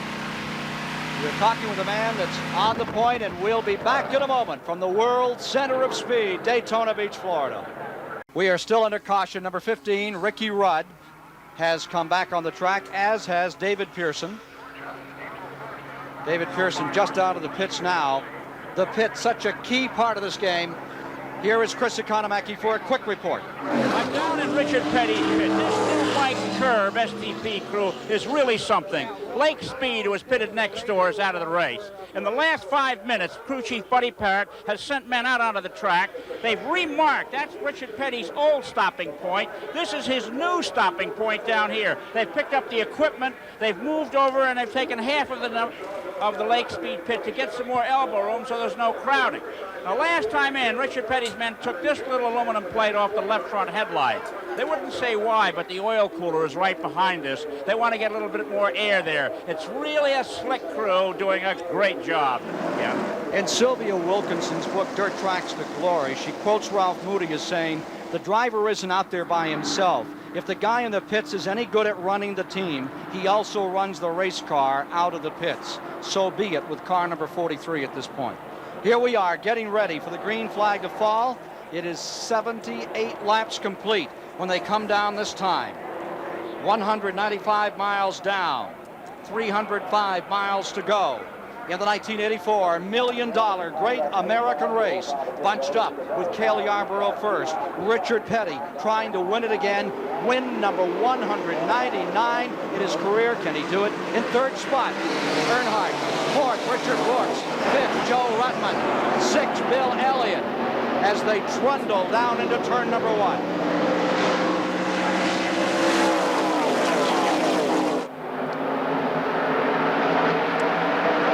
Building up speed as they go through turn 2 there, coming down to that back straight. Up to our speed shot, halfway down the straight. Bolsard. Ruttman to the inside, making a move. Joe Ruttman is moving around the Jeff Bodine car. A lap down. Bill Elliott is right with Joe Ruttman, and so also is Harry Gant, who is on the same lap. Darrell Waltrip is back there in 9th position. 8th position is Bouchard. 10th position is Parsons. Neil Bonnet's in 12th. There you see them in front of this tremendous congregation here at the Daytona Speedway.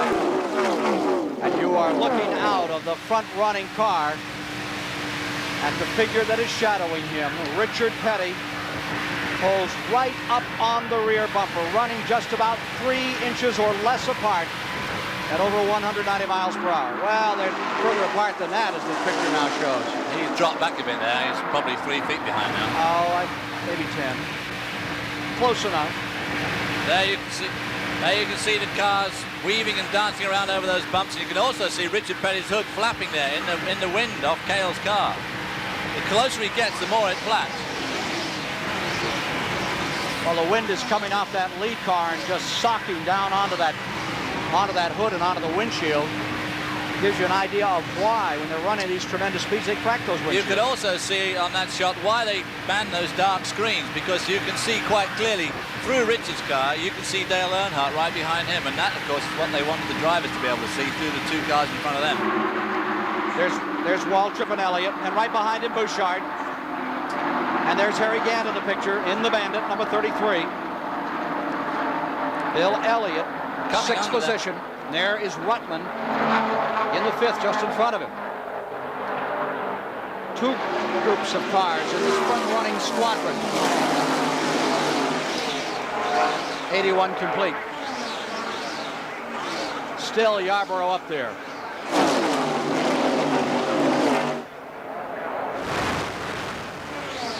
Now you're inside.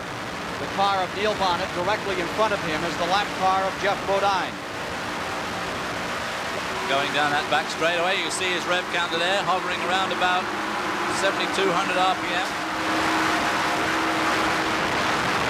There it is. What is it coming up to?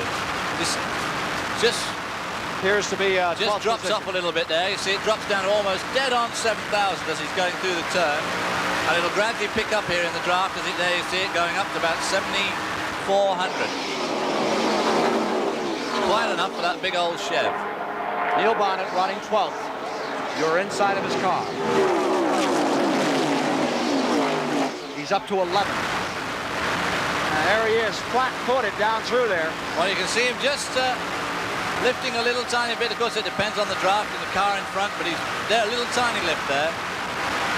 And it's just those little tiny nuances with the feet that make the difference on a super speedway when you're working the draft as these men are right now. The reason that most of that speed is lost on the banking actually is not because they lift off and slow down. It's just a pure rolling resistance as the car turns into the turn. It just scrubs speed off. The Jeff Bodine number 5 car is running 13th. He is 1 lap down. Currently in 14th is David Pearson. In the 15th position is Phil Parsons. In the 16th position is Greg Sachs. And in 17th is Ricky Rudd. Well, with Jeff Bodine right up there with the leaders, we could come to one of those situations where if we have another caution and Bodine could lead the group across the line, he would in fact get his lap back. Earlier we asked Cale Yarborough, where we see you on race cam, is it as bumpy as it looks? The race cars, you know, these race cars are awful stiff, and of course the racetrack there's no way to have a smooth racetrack, and when you hit one of these bumps on the racetrack, it does bounce you around quite a bit. So what you see on the camera is what's happening in the race car. Arms working like pistons as he fights that car down into turns 1 and 2. Cale Yarborough, you're in the lead automobile. Blue sky and clear roads in front of him as he heads into the back straightaway. And you can see what sort of lock he has to put on to get that big machine through those really relatively sharp corners. Here's Richard Petty closing at turn 3. Two of the all-time masters of super speedway racing in our live pictures from the Daytona International Speedway. The 26th annual $1 Million 500 is just one of the dandiest races they've ever had here thus far. Now remember, we are 84 laps deep, 210 miles, 290 to go. But look at that choo-choo train up in front. Ron Bouchard and Bill Elliott getting side by side as they came off the tri-oval then, right up to the wall, Ron Bouchard. Let's take a look at the battle now for 7th, 8th, and 9th. There's Bouchard in the 47. Working their way up the backside. That looks like Bonnet trying to break out. Is that Darrell Waltrip or Bonnet? That's Bonnet, and right behind him comes Phil Parsons in the 55. Benny Parsons. And there is Ron Bouchard right in front of Neil Bonnet. You can see all the way to the lead. There's about 11 cars running within 1 second of each other at 190 miles per hour. There's the two teammates, number 11 and 12, Darrell Waltrip and Neil Bonnet running close together. The first time they've been together in the whole weekend. Bonnet pulling up on Bouchard. Say goodnight to Ron Bouchard here. Bouchard, who won at Talladega, as you'll recall, in 1981 in that dramatic finish on CBS. Now, another move. Waltrip falling back. And Bonnet's beginning to show some life out there. Back with the leaders again. Here comes Petty on the inside. Richard Petty down low. Yarborough in the 28 car high. And Dale Earnhardt following him through.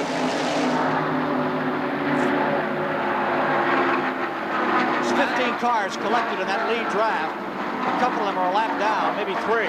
They're running at the present time 1st to 16th they're reporting, even outside the draft. 3 and 1/10 of a second apart. Through the tri-oval, the 17-degree banking, headed for the 31-degree bank at turn 1. It turns you up on your side like you're running on a barrel here. And notice how high they're running the track here, David. They've started to move up. The racing line always tends to go higher as the race progresses, and we're seeing that now. Richard, of course, does like to run high anyway. But what you may see as that line works up at this early juncture of the race is Petty, late in the race, will dive and use the inside. It's one of the ways he collected all those wins. He always had something going in the suspension department on a slippery racetrack. And once that inside groove would dry out just a hair, he'd go down there and find a place to run where others could not.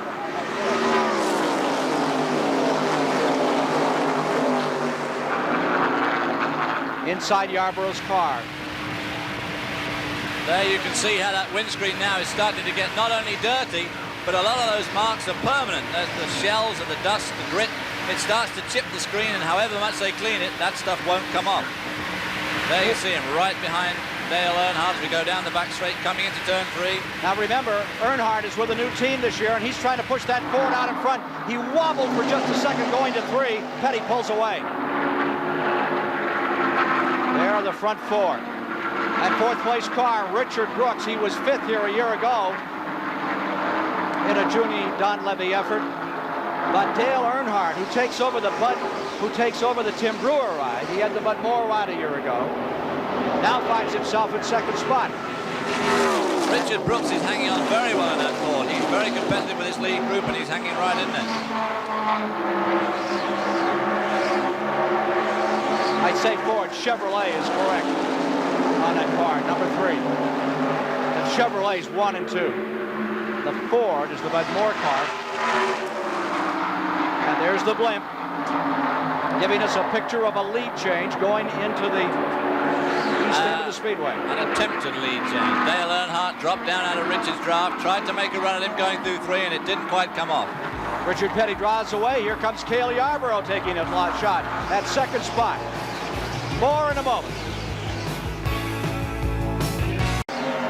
Moments of joy and elation for Petty in the last half hour turned to sadness, tragedy. Car number 53 has just lost its engine while in the lead of the Daytona 500. Petty is dropped on the bottom side of the racetrack, and he is headed for the garage area, and he is out of the 26 Daytona 500. Cale Yarborough there is now once again the leader, with Dale Earnhardt in second, and Richard Brooks is in third. Petty limping slowly onto pit road.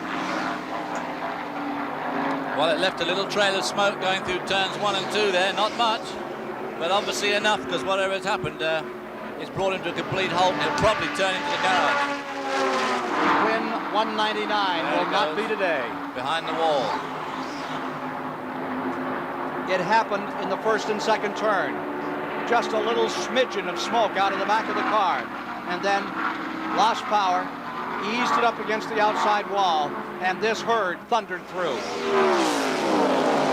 Cale Yarborough asserting what by NASCAR standards is a massive lead, but probably an 8-9 car length, and drawing away from the pursuing pack.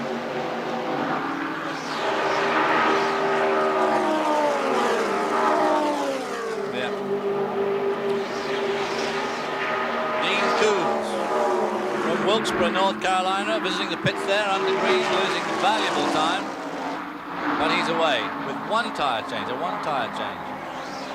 Richard Petty is the 12th retiree from the 42-car starting field. Working lap number 94. 106 laps remaining.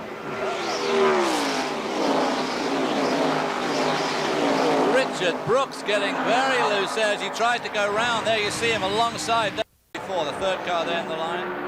Came out, helped Richard Brooks get by Dale. Back to the line. 96 laps complete. And it is Richard Brooks in second. Earnhardt in third. Terry Labonte lies fourth. Now there's Labonte getting ready to look at the inside. Here is Ned Jarrett with Richard Petty. He has just climbed out of this famous number 43. Richard, it looked awfully good for a while. Well, it was for a while. The only thing about it is we're sitting here and we're not running, but everything worked perfect. The car ran good, handled good, and I don't know if we had them all covered or not, but we could race with them. That was the main thing. Ken Squire made mention of the fact that it seems like on slick racetracks, and this track is slicker than normal for the Daytona 500 because it's hotter here than usual, that you always seem to prevail on that kind of a racetrack. Well, I don't know. The longer we run, the better we would have been. I'll put it that way. Try getting slicker and slicker, and those boys are getting where they can't run wide open in the corner. I can run my car wide open, and that was going to be the difference when it really come down to the end of it. You know, Ken, it's amazing that the man is always able to smile even after a disaster of this sort. Now let's go up on pit road with Chris Economaka, who is with Waddell Wilson, the crew chief on Cale Yarborough's car. Well, now that the pressure is off, that Petty was the only guy that could run with you, is you going to handle things any differently? Well, everything's going well for us. I'm worrying about our car now for the simple fact that Bobby's running up front. He fell out. Richard was up there, and he's out. And we've been up there as much as anyone. The heat today is hard on the cars, the engine, the running gear, and the tires because, whenever it's hot, the tires, get crazy and begin to slide around. And we're having a problem with that right now. The tire is not sticking like it should. Okay, back to you, Ken. Rusty Wallace in trouble. Caution is on the track. Rusty Wallace is number 88. The Cliff Stewart car has spun. This will bring out caution number 4. Caution number 4 is now coming on the track. You wonder if there is an upset in the making here today. Let's have a replay of what happened with the Cliff Stewart car. Petty is out, Allison is out, and you begin to see some new faces up on that leaderboard. There's Rusty Wallace in a whole lot of trouble. Yeah, he did a reverse spin and Is that Ronnie Thomas in 41? Ronnie Thomas's heart now must be just about stationary. He had the right saint on that one. He missed him by 1,000. Ronnie Thomas is on his third engine. He went out and bought a $14,000 engine from Richard Petty the other day, and it's the last nickel, and he said it was his banker's last nickel. Here we have a mass inroad onto pit road. Cale Yarber, we see him coming up to his pit crew now. They were about ready for a stop. Here's Chris. Okay, Cale Yarber was in. It's a very calm crew here, unruffled. They're doing things very quickly, but they do it in an unhurried manner. The radiator's cleaned off, the windshield, right side tires, things are getting checked. Cale is talking to one of his microphones, the other one is ours.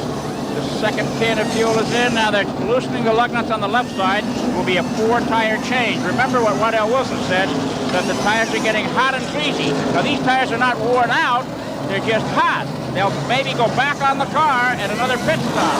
There's the pneumatic brake, and you can see how fast the men work. Into position, and away he goes.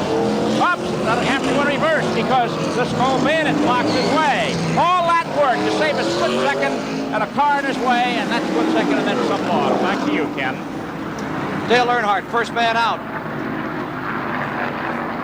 Dale Earnhardt puts number 3 back on the track. Well, Dale Earnhardt's crew have been working extremely well today. He's made some very, very good pit stops. The Richard Childress crew getting Earnhardt in and out. In the traditional way, remember Bud Moore were those colors for a while, and back in the days, the white and blue number 15, Moore always made good pit stops. Now that Earnhardt, it must be something's rubbed off over there because this crew is doing an outstanding job. There's Rusty Wallace coming in with the number 88, the Chevrolet badly thrashed. We'll be back with more as we come to the halfway point of the Daytona 500 in a moment. We are under caution at the halfway mark in the 1984 Daytona 500. Let's get a sports update. Standing by in New York, here's Jim Kelly. Thank you very much, Jim Kelly. You're seeing one of the cars that just had trouble here. Number 88, Rusty Wallace, St. Louis driver, being pushed back to the garage area here. He had trouble up in the banking. Let's look again at exactly what happened to Rusty Wallace. David Hobbs? Well, it looks like he just lost control there. Went up, T-boned the outside wall, did the classic, came down, and young Ronnie Thomas was unbelievably lucky to avoid him, and it didn't seem to faze him. He never even swerved, but it put Rusty Wallace out of the race. That's the one thing you don't want to do is swerve, because if you go where you think they're not, that's where they'll be when you get there. That's exactly right.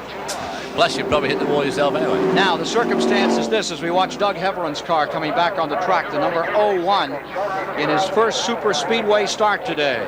Oswego, New York champion back on the track. The standings, interesting here. All of a sudden, Darrell Waltrip is up into the second position. Richard Brooks is in third. Going fourth is Benny Parsons. Showing in fifth at the present time is the Neil Bonnet car. And they're switching some positions around. We had a couple of pit stops. Terry Labonte, his 44 had been shown in 6. The 7th spot was car number 9. The number 9 car, Bill Elliott. 8th is Ruttman. 9th is Bouchard. Cale had been sandwiched back to the 10th position. You may be getting, they have a problem here on the track. They're checking some debris just past the start-finish line. 3 of the NASCAR officials are pointing up on the track just down below us to the left, looking at something on the courts. Cale seemed to have rather long pit stop then, and he has dropped right to the back of this line. They're cleaning up some debris right here in the tri-oval. You know, 3 drivers have won their first career victory ever here in the Daytona 500, David. Tiny Lund back in 1963 when he took over for Marvin Panch in the Wood Brothers car. Mario Andretti won it in '67 for the Holman Moody folks. And of course, Pete Hamilton for Petty Engineering. Wonder if I'd have a surprise here today. Let's go to Ned Jarrett. We're standing by with Rusty Wallace, who is out of the race. Ken Squire, if we could pull that tape up where he spun over there, we'll let him describe exactly what happened. Rusty, you see yourself going into turn 2 there now. Tell us. Well, I think we're a little late on that one, but what happened, getting into it, that's the late part of it. But getting into it, the the car was just been running loose all day long. My crew was trying to help me out to try to get me to run a higher groove. I was just running too low of a groove. They thought I tried to move the groove up and just try to make the car a little bit better, just trying to save it as much as I can because the car was just running so darn loose. But I got up, and then the 89 car, that gold car, was behind me, and it just must have broke the draft on me or broke the rear end loose, and the car just got. I tried to save it because there's a bunch of cars down on the low side of me. I didn't want to spin in front. I didn't want to lock it down to the left and spin and take a couple people with me, so I just tried to hold on as much as I could, and it looks like I pretty well had it. Then it's right at the last minute, just there wasn't no saving it. But in the rookies meetings, they tell you to lock them down and bring them down to the left, and I thought that as soon as it happened, but I didn't want to take anybody with me, and they were right down the bottom side of me, and it would have been, a bad deal for the 41 car and a couple other cars behind me. So I don't know. The beginning of the race, we could really run good, but as soon as the tires would give up and the chassis started getting, the springs started getting hot or shocks or whatever, the car just started getting loose. But beginning of the race, I was real confident we were right up there with the best of them. Well, it's too bad he's out of it here. He's one of the highly touted rookies on the circuit this year, Ken. Candidate for Rookie of the Year honors, Rusty Wallace, preparing for a restart. Off to a bad start to the season. The car actually wasn't too badly damaged, and There's your race summary as we get ready for a go, and there you have the two cars out of the same sponsor stable up in front. One car a lap down, Ricky Rudd on the inside, and on the outside it is the Dale Earnhardt car, number 3, that leads the event. And at the second position, you see Waltrip's car. Our in-car camera's down for just a moment. In the third position, number 90. Richard Brooks, who won one Grand National race at the world's fastest motor speedway in Talladega, Alabama. He is in third. The green is out and on the brake. Fourth place car is Benny Parsons, with Leo Jackson prepared, number 55, which has been running some amazing laps in the last 3 or 4 days in crimping for this 500. Black and white, number 55. In fourth spot is Parsons, the 1975 winner of this race. And going low is young Barnett. Waltrip. One of those two. Here he is on the bottom side of the racetrack. Pulling and getting a good shot. That is Bonnet coming all the way up in the bottom. And here is Cale Yarborough trying to hustle out from that traffic. He's way back. Cale Yarborough well back, shown 10th overall on the list as they got ready for the start, and there's some lap traffic there with him, including David Pearson directly in front of him. Yeah, now he is a long way back. Now his biggest fear at this stage is that front trio or a front quartet there is going to break away, which it looks as if they're starting to do already, and leave him high and dry or high and draftless. Well, Neil Bonnet went from 5th up into the lead in that shot. Now, and here pictures from Neil Bonnet's car is up the inside. Comes Terry Labonte for the lead. Whoop, Earnhardt's there too. And Yarborough. That's Waltrip. Well, there's a quick way to lose 3 positions. Back they come. 107 laps complete, this time by. 93 to go. Labonte leading, Earnhardt second. Waltrip back to third. And the team cars from Junior Johnson and Warner Hodgson stables run third and fourth.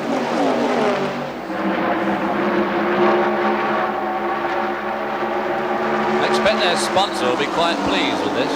I might imagine. I wonder. Let's take a look at 9th and 10th place for just a moment. There's Ruttman falling back a little. Bill Elliott there. And there's Ron Bouchard still holding on. He is the 9th place car. Trying to move under Joe Ruttman in the 98. Ricky Rudd is there a lap down. And then you see Cale Yarborough. He's up to 11th spot now. Yarborough is really having his hands full, trying to get unsorted here and move through traffic. And he does not want those leaders to break away. Got ourselves a dandy race. 107 laps deep. Waltrip has got some fighting to stay up in front, and Yarborough has a real task on his hands. He wants to meander back up there and play with the lead. Well, he got round Ron Bouchard then. He's hot-footing behind this lead group down the back chute, but there is a little bit of a gap developing in front of him, so he needs to try and cover that before it's too late. Here's Cale making a move, bottom side of the racetrack, getting underneath the Bud Moore car, and Cale picks up Ricky Rudd. smoke. And it looks like 55 is off the pace. Benny Parsons slowing down. That's Parsons, bottom of the frame. You see him on the bottom of the racetrack slowing way down. Oh, there was a bit of a puff of smoke. He was right in the middle of that group, and he pulled down to the left, pulled out of the fast line very well. Benny Parsons, 1975 winner. The year everybody thought that David Pearson had it won. The year that Bobby Allison bought the Matador. Second place for Benny Parsons, 1984. There's not going to be any kind of a replay. Here he is, slowing down, back straightaway. Meanwhile, leaders on the east banking, Terry Labonte, the Texas driver, stays in front. Earnhardt is right there with him. We seem to be having a lot of engine problems today. It may be that they don't allow for quite such warm weather, the crew chiefs, and these cars aren't really getting quite cool enough today. It's a possibility. 6-car lead drive, running in 6 is number 9, Bill Elliott. If Benny doesn't get the car going, that'll be the 4th straight 500 he's missed. This will be an appropriate time to take a look at the attrition. Standing by, give us an update on attrition and how it's gone. Here is Mike Joy. Your passenger car's V8 engine probably never exceeds 4,000 RPM in its lifetime. But today at Daytona, they're turning 8,000 RPMs. And on a hot day like this, those engines are going off like popcorn. Former winners out of the race: A.J. Foyt, Buddy Baker, Bobby Allison, Richard Petty out of the race, and now finally Benny Parsons, mostly due to engine failure. Only 4 cautions, the last one for Rusty Wallace's crash in turn number 2, the others due to blown engines and oil dumped on the racetrack. With me is Tom Sneva, the Indy winner. He was here earlier in the week trying to qualify for this 500, met with the wall in turn number 2, but it's good to hear that just yesterday or the day before, you signed your deal. You will be at Indianapolis. Well, we sure will. We'll be back in the Texaco Star, and I was real excited to see Richard run as strong as he did, because he was in very much the same situation. A lot of turmoil, some changes late. He put his program together, and I was glad to see that. We're looking forward to Indianapolis. We would have liked to have been out here, but you know, we tried to wax the wall with a Simonized car on Thursday and didn't make it. You've been a keen observer. Who looks good to you? I'll tell you, if the track gets as greasy as Cale was talking about earlier, I think the Fords are going to come to the front. So there's 2 little Fords out there with Dick Brooks and Bill Elliott, and I think towards the end of the race you might see those Fords close to the front. Thoughts of the Indy champion, a spectator here at Daytona. Ken? All right, Mike, 111 laps complete, 89 to go, and here's Cale Yarborough in a battle, bottom of the racetrack. Pulls up, takes a good look at Neil Bonnet. How do you do? I'll have a cool one, please. Comes down to the inside. He's trying to move under Neil Bonnet. They go to turn 3. And you can see the camera in Bonnet's car. They could look back and forth at each other here. And there is a look back at Cale. How do you do? Nice afternoon. Having a wonderful time. Wish you were not here. Yeah, exactly. I wish I was out here on my own. There's Cale pulling right up as they go to turn 1. Cale looking in the mirror there. We can see him glancing up into that mirror to see where Dick Brooks is hiding in the Ford. It's interesting what Tom Sneva said about the Ford, because Buddy Baker was only telling me this morning that he felt the Ford really could out-handle any car here, and he was looking forward to getting comfortable towards the end of the race. Unfortunately, Buddy is now out, but Dick Brooks is very much in. That's a battle for 4th and 5th that you're taking a gander at between Bonnet and Yarborough. Here's the lead once again, and Earnhardt is sticking the Ford's nose back in the lead. The Thunderbird continuing to fly. I beg your pardon, Chevrolet. Bound to do that. You see it as yellow and blue. It's got to be a Bud Moore car. Not true. That car is the Chevrolet that comes out of the Richard Childress stable. 11 and 12 there, giving each other a really hard time. Those 2 teammates, they come through the tri-oval and into turn 1. There they are, glued together as they go through turns 1 and 2. Car number 51 on pit road, Greg Sachs. New York, tire change, gas. Back straightaway. Earnhardt getting set down, 44 moving up. And on the inside, there goes Neil Bonnet back to work another time, and here comes Yarborough flying on the outside. Back inside Cale's car, he's closed up on number 44, the Dale Inman prepared car. Being driven by the Texas driver, Terry Labonte. We'll be back with more of the Daytona 500 in a moment. From the Goodyear Blimp Enterprise, you're watching an 11-car draft for the lead. Coming to the tri-oval, completing 117 of the 200 laps. And Cale Yarborough has fought his way back in front. You see Earnhardt running in second. And you're looking back from Cale Yarborough's car at the second place Chevrolet of Dale Earnhardt. And then in third, it is Neil Bonnet. In fourth is Terry Labonte. And maintaining the fifth position is Darrell Waltrip. Here is Ned Jarrett with the 1975 Daytona 500 champion. Benny Parsons, and he's out of it here. Why, Benny? Something happened to the engine, Ned. I really don't know exactly what. I will speculate that probably a cylinder head caved in. I've had it happen before, and it's something similar to what happened this time.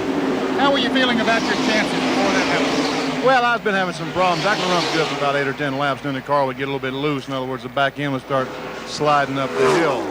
But we were still in the same lap. We were still in the lead draft. If we could have adjusted on a little bit more and got it better for the last 100 miles of the race, who knows? We might have won this thing. Who do you see as the man to beat out there now? I don't know. It looks Earnhardt has shown surprising strength all day. Cale Yarborough naturally has been strong all day. Those two cars right now, to me, would be the favorites. Now let's go up on pit road to Chrissy Conneback. Well, there's an unusual calm prevailing in Neil Bonnet's pit. You can see the men standing around. It doesn't look like he's going for the lead on the track. Junior Johnson up there, as calm as can be. They had a problem with the car, a vibration. It was cured when the tire was changed. Everything is well, but there's really no excitement and no emotion here. Ken? Let's review a little bit further back in the field as we look out at Neil Bonnet's car running in that third position. There's the leader, Cale Yarborough. The sixth place overall in the field is now number 90, Richard Brooks.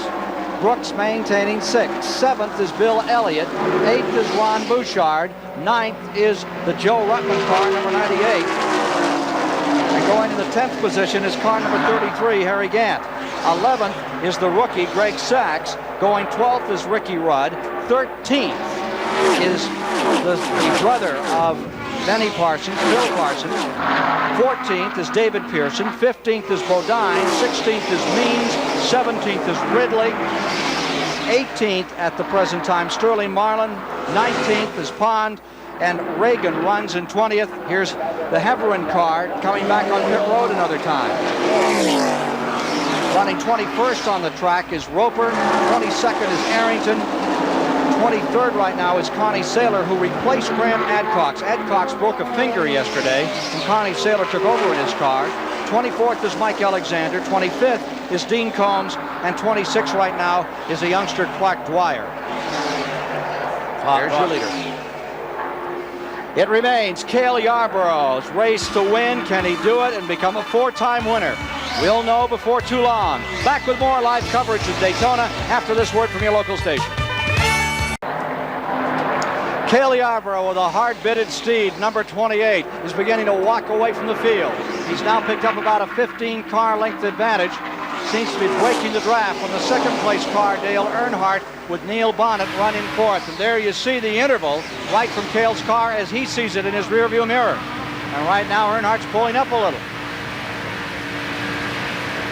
Taking a look further back, there's Joe Ruttman in car number 98, now being shown in the 9th position. Directly in front of him in 8th position, number 47, that is Ron Bouchard. And now taking a look at 7th position, there you see Bill Elliott, right in front of Bouchard.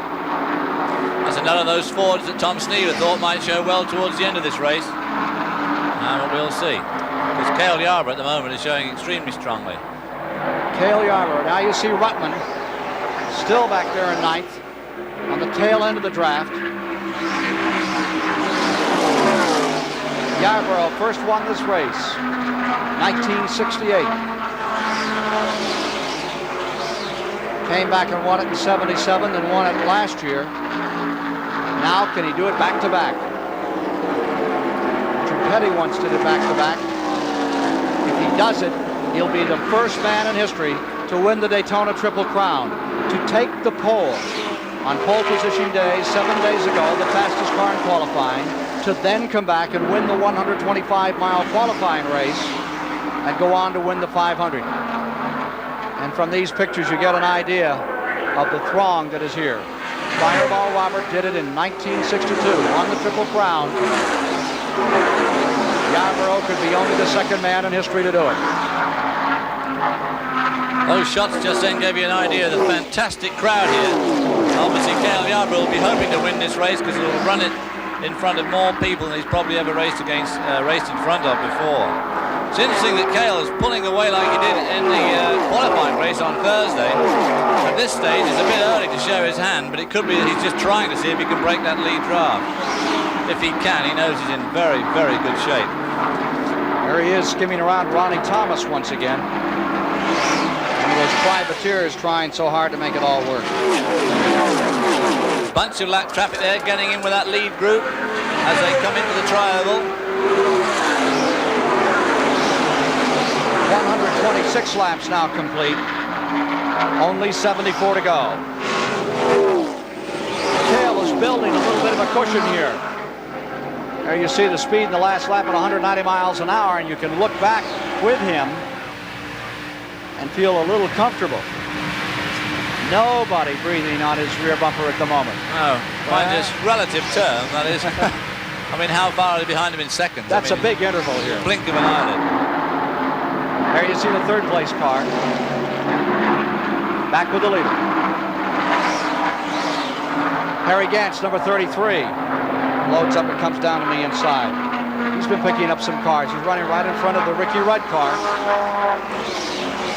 Harry Gant being on the same lap as the leaders, but putting a lap down on Ricky Rudd, who is a lap down. He is being shown in 10th position. There's Doug Heveren's car being lapped again by Cale Yarborough. He's now got over a 1 second lead to the second car. Fourth in the all-time win list. Cale Yarborough at 78. All-time winner, Petty, as we mentioned earlier, 198. Then David Pearson at 105. And Bobby Allison with 79 wins. He has retired from the event. Take a look at this. Those folks are really enjoying their stay in Florida. All getting a good suntan today, too. Although the cloud cover is keeping the heat off the track, so it may not get too much worse than it's been because of the heat. Yarborough's lead is now stabilized to just a little over a second from the second and third place car. And Bonnet has to get in a real tight draft with Dale Earnhardt if he hopes to overcome. It's beginning to be a cushion for Cale Yarborough that he sits on very comfortably in this Daytona 500.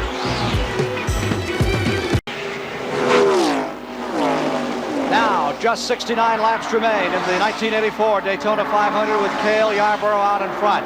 We've taken you inside the cars, inside the garage and the pit areas. Let's take you inside some of the other facets that are interesting here at Daytona. And entertainment comes in many phases. Here's Chris Economaki. Well, I'm in the Goodyear Tower where the president of the Goodyear Tire and Rubber Company has his corporate guests and business customers. Lovely ladies are here. We've just had some great food, a catered luncheon, a classified 1961 Groves, and Ozzie Olsen, Roger Penske, and other people are here looking at the competition on the track. It's really the great way to see the Daytona 500. Ned? We're in the International Games building just up pit road. Now they can look out of here and see the cars come by. Of course, they can see a lot of the pit action, but you can see they have a nice shish kebab here cooked up with all the trimmings, everything that you need to go with it. They sit around and play a little Uno if things get dull, which we haven't seen so far here today. And this is the good old middle of the road American crowd. Of course, they got their beer here, whatever it takes to make them happy. We got a complete family type situation here in this building. So it just goes to show that stock car racing is the American game today. Now let's go back to Chris. Well, having looked at the tower here and at the selection in the Uno room, I'd say that both meals get a 2 rating. Stars here and an Alka-Seltzer beer. Back to you, Ken. He won't be invited back. 133 laps are now complete. And we have 2 cars on pit road. Here's Ronnie Thomas just coming in. I think Mike Alexander as well. Or it could have been Buddy Arrington's Chrysler car there on the bottom of your frame. Only lone Chrysler product for Mr. Iacocca out here today. A staunch supporter, Buddy Arrington out of Martinsville, Virginia, the only man to fly their colors in the 1984 Daytona 500. Now you're looking at Cale Yarborough another time. Cale Yarborough, I would have thought that he'd have been better off in the draft in that lead group than out on his own because he's pushing a lot more air. And that would be using more fuel. Look at the vibration in that car. There you can see his foot squirming around on that right pedal as he goes into turn 1. And you can see the vibration coming up through the gear shift too. He's been racing here since 1962.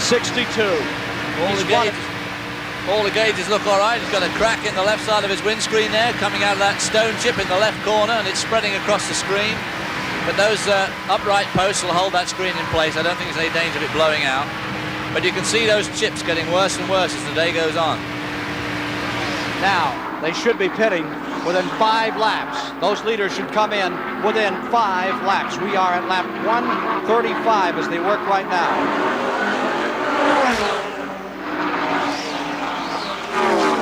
Yarborough is definitely trying to build up a cushion here. There's 7th, 8th, and 9th. Going down at turn 1, that's Bill Elliott. Ron Bouchard's having a great day. Beatty car, and right behind him comes Joe Ruttman. Remember, Ruttman was 4th a year ago. He was 3rd the previous year. And the Dr. Benfield car stays right in the hunt this year. So the leaders already on pit road. The activity is building. Ned Jarrett, Chris Economaki, you'll have to give up the lunches and head back to work in the pits. We'll see you in a moment live from Daytona. All the leaders have pitted. The leaders have all been on pit road. And you are now with Neil Bonnet. We believe that he is in the 2nd position. Number 9, Bill Elliott, has not pitted. And Elliott may be pitting this time around. And if so, he would give Neil Bonnet first place. He's coming to the start-finish line area. 138 laps have been completed. Yarborough has been in. And immediately after him came the rest of the entourage. It was Dale Earnhardt in. Now you're looking at number 12. This is Neil Bonnet, the Warner Hodgson Jr. Johnson car. And there is the Dale Earnhardt car, number 3. Made a very good pit stop. Number 33, number 9 has been leading. He has just pulled on pit road. Number 9 is on pit road. That was Bill Elliott, who inherited the lead in this rash of pit stops. Jody Redley is in. Joe Ruttman is also on pit road. And Harry Gant, as you see in your picture, the bottom of it there, he's come in. Coming out now is the Bill Elliott car. And then being pushed, rolling, is Joe Ruttman. Right in front of him, Jody Ridley, still being worked on, cleaning off the front of his car. Ruttman having a terrible time on pit road. It looks like he's lost a gear, David. Yeah, he's been in there for nearly a minute now, one way or another, trying to get out. Dale Earnhardt's pit crew yet again did a heck of a time. He was only in for 13 seconds. Cale was in for 16 and a half. Number 12 was in for 17. That's Neil Bonnet. So that means that Dale Earnhardt could have sneaked out about a 3-second lead there. But we're car number 33, sure. Harry Gant, for just a moment had the lead as a pit stop period is coming under green. When they come by this time, they will have completed 140 laps, leaving 60 remaining. There we have the position. I think that we've got Dale Earnhardt being closely followed by Darrell Waltrip, and I'm pretty sure that they're now 1st and 2nd after that rash of pit stops. Indeed, that is the case. There are your leaders. And 3rd will be Dick Brooks in the Ford, but not far behind them. Brooks has had a terrific day. He had a good stop too. Back straight away. Waltrip, just one day ago, they ran the 300-mile sportsman race yesterday, and he won it from 4th position with about 2 laps to go. He did not look impressive. He didn't do anything that would give any indication that he was ready to be in the hunt at the end, and then all of a sudden, he bit down hard and flew past Sammy Ard and Neil Bonnet and charged home to take the win. There he is taking the lead for the first time today. Darrell Waltrip. Lap 141. 141, Waltrip, who has never won this race. He's won 57 Grand National races. He has twice been the national champion, but he's never won Daytona.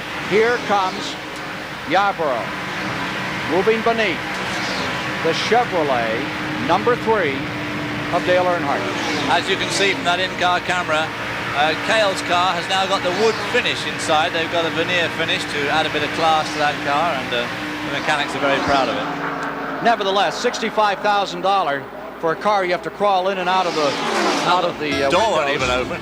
No air conditioner, no radio. It's not much of a bargain. We'll be back with more in a moment from Daytona. We've checked the culinary delights of the Daytona Speedway. Now you're looking at high fashion for a 2.5-mile track. With a busy group of folks today, stitching jackets here below the grandstand. Back with the race at lap 145 of this 200-lap race. Cale Yarborough has reappropriated the lead. Yarborough is in first. There you see the number 11 car of Darrell Waltrip running in the second position at still over 190 miles per hour. In third, here comes Dale Earnhardt. Running fourth is the number 90 car, all four running together. Richard Brooks is there. So Chevrolets are 1, 2, 3. And Ford about runs 3 at fourth. seconds behind Richard Brooks is Terry Labonte on a bit of a lonely run, and about another 3.5 seconds behind him is Neil Bonnet. There's Labonte in that position unto himself, 5th spot, closing on a lap car, Hevron. Terry Labonte in number 44.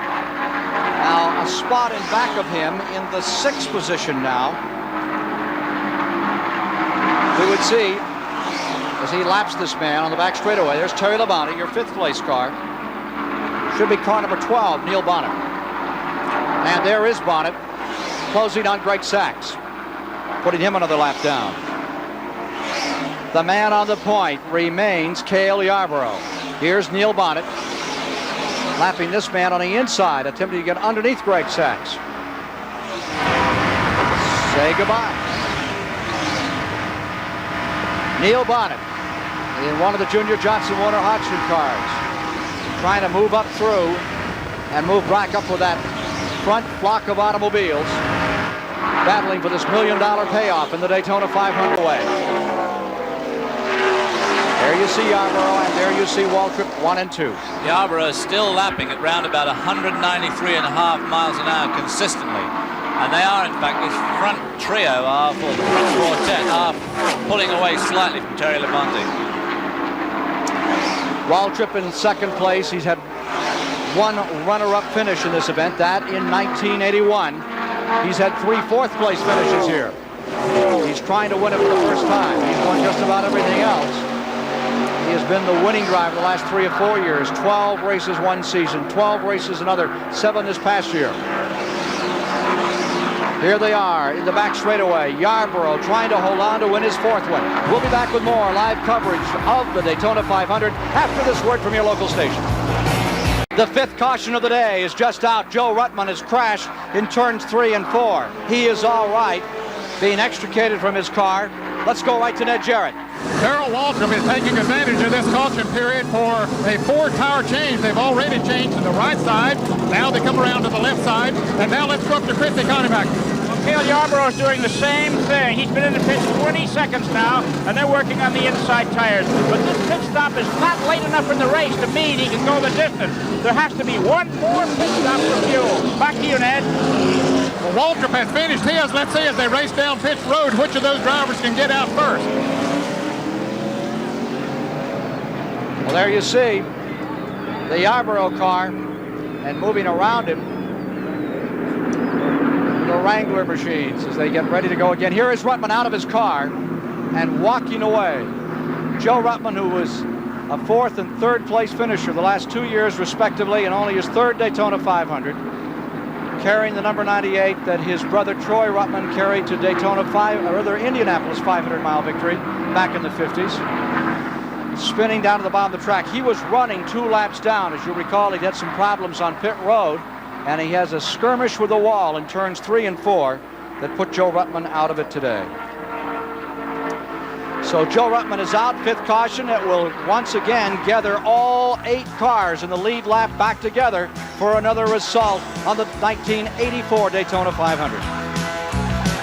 Let's take a look at a replay as we continue live coverage of the 1984 Daytona 500. Cale Yarborough leaving the pits there, David, and Neil Bonnet right behind him seems interested in having a few things move. Yeah, like those 2 big tires right in his way. You'll see his car will bump down off the jack any second now, and he can just charge straight out through. There it goes, and off he goes right where those tires were, but he didn't want them just accidentally leaving them there. Now, there have been situations like that weren't quite that easy. For instance, the T.O. Fabi situation.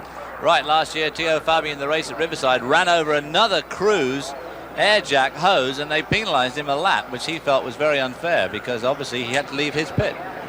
Joe Ruttman is out of the race with car number 98. We talk about him as a relative newcomer here in the Daytona 500. He actually drove his first NASCAR race in Riverside, California back in 1963 when he was 18. Finished 10th that day. Of course, he went on and did a lot of racing up in the Michigan area for many years. There is Ruttman's car, number 98. Being brought back to the garage area. Hard day for them. So after 2 good years and 2 good finishes, Joe Ruttman winds up out of this one very early. We are at lap 152, which means there are 48 laps to go. And they will have to pit one more time to get themselves safely home today. If they have green from now to the end, it's going to be a very quick green.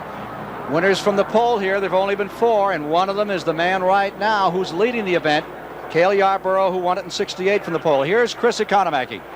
Well, if Neil Bonnet was held at the end of pit road, he's not telling anybody. We just checked with Junior Johnson and his boys about that. And Neil Bonnet is the kind of man apparently who likes to suffer in silence. Back to you, Ken. Wasn't held so much on the end of pit road as he was just a little concerned he might be held up by his leading adversary in the race here. Had some tires out just in front of him, Chris. All right, the break. And as they start, we have Cale in front. Earnhardt is back in second. It is Waldrop in third, who's played it very cautiously. Very close to the best all day. The 4th spot remains Richard Brooks, and in 5th is Terry Labonte as they come to speed another time. Just completed the 5th caution of the day from laps 150 to lap 153 under yellow. And again, Cale asserts that tremendous superiority that his car seems to have had all weekend. And just to prove me a liar, there goes Dale Earnhardt down the inside of Cale Yarborough into turn 3. And here comes Darrell Waltrip to the outside. Waltrip, twice national champion, controversial figure. But when Bobby Allison beat him for the national championship last year, he was very magnanimous. He came right into the pits, and his first stop was in the Allison pits to congratulate them on a job well done. For Bobby Allison, this has been a bitter day. His car, number 22, falling by the wayside among 15 cars that have now retired from the 42 that started the great American race. It is Yarborough out of turn 2, followed by Earnhardt Chevrolet, and then comes that Warner Hodgson Jr. Johnson car. His crew chief, or rather the Waltrip crew chief, Hammond on pit road, and the co-car, the number 12 car, their crew chief in the hospital today. There's the number 12 car pulling up for 5th position on number 44. 44 is in 5th, and it is Bonnet's crew chief, Doug Richard, who is watching today from a hospital bed at Halifax Hospital here in Daytona Beach. Really following closely behind Terry Labonte, and as you realize, they've only just had a pit stop and all those screens have just been cleaned, and that gives you an idea of what they start to get like towards the end of the race. Give you a headache? Gives you a headache, and it certainly gives you double vision. I mean, you can see how bad it is when the sun starts to get low as well, of course. We have a bit of a cloud cover today. The temperature just outside of our CBS booth stands at just about 92 degrees. Track temperature well over 100 degrees now. It is one of the warmest 500s, and a lot of key cars have had motors expire, including Richard Petty, A.J. Foyt, Buddy Baker out of this race, Benny Parsons, Joe Ruttman, and here's a battle as on the inside, number 33, Gant, the green and white car, is fighting with Ron Bouchard, who gives a little nod to him, motions to him. Yeah, I saw that. I wonder what that was about. Maybe trying to get Harry Gant to give him a bit of a tow and try and pull themselves back to that lead group, because they are at the moment losing ground. Here is Ned Jarrett with Joe Ruttman. Joe, you came out of the crash and went into the hospital. Was that just for a checkover? Yeah, I guess just to make sure my heart was still pumping. No, it was a fun ride, but whenever you make contact with the wall, I guess they're concerned to make sure you're all right and make sure your heart's not pumping too fast. I'm sure it's probably ticking a few beats quicker than it should, because it gets your attention when something happens. Certainly does. What happened? You know, Ned, at this point, I'm really not sure. It actually felt like maybe we developed a vibration, and my first thought is maybe it spit the dry shaft out, and when it did, it momentarily locked the rear wheels, and you know, from then on, I was just hanging on from that point, because hopefully not hitting anything too hard. Well, Ken, here's a fellow that was right in the picture as we went down to the finish of the Daytona 500 last year, but he won't be today. And one of the nicest people in the sport. 6 cars running a bundle for the lead. Then 15 car lengths back in the 7th position hovers Bill Elliott in car number 9. There's your leader, number 28, Cale Yarborough, working on win number 79. It would tie him with Bobby Allison in career wins on the Grand National Tour if he can pull this one off. But more important, he would equal the Triple Crown mark that has only been attained by one driver in history, the late Fireball Roberts, 1962, when he won the pole, the qualifier, and went on to take the 500. And I saw him do all three from right on this very ground, just a boy. Here for the very first running of the Daytona Continental, the 3-hour race then, and the 24-hour race now. Bonnet moving up, not having much luck. Number 44. Labonte pulled away. There you see them, back to 3.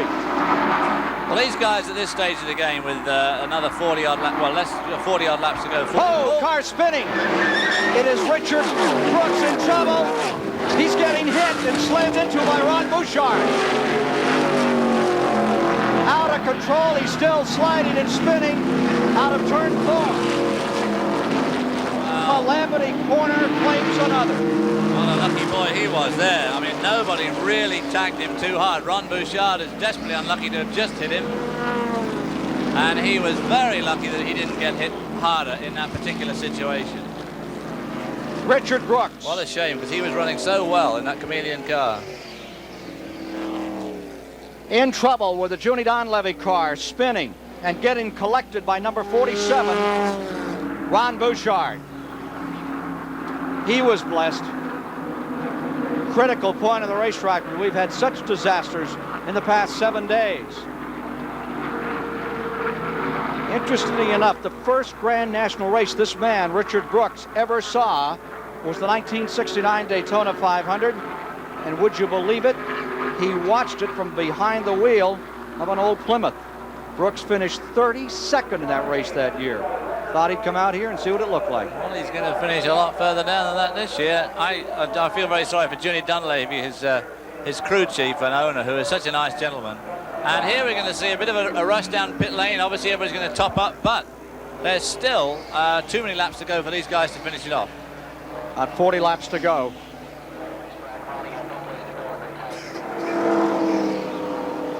We can look at it from several angles as to exactly what has happened to bring out the 6th caution of the day. Let's take a look at these pictures first. On a wide-angle shot, the car just broke away. It looks like a left front tire. The tire may have broken loose. Bill Elliott luckily scraping by there. Ron Bouchard not being so lucky. No place to go. Frontal impact on both cars is really, by and large, the best you can hope for, actually, I should think. I'll tell you, there should be some pictures here from our cameraman, Joe Sakota, who is right at that critical part of turn 4. This is from Joe Sakota's camera, right in turn 4, and you're right in it. They're coming right at him. I'll tell you, when they give out the Emmys, Sakota, the pictures he has taken out of turn 4 of this racetrack for the last 3 years have been just amazing. Now you can see why he wears goggles and a crash helmet. He wears a flak jacket and a helmet. Now from the blimp, let's take a look at what happened. Here we go, and it sure looks like a tire got cut down there.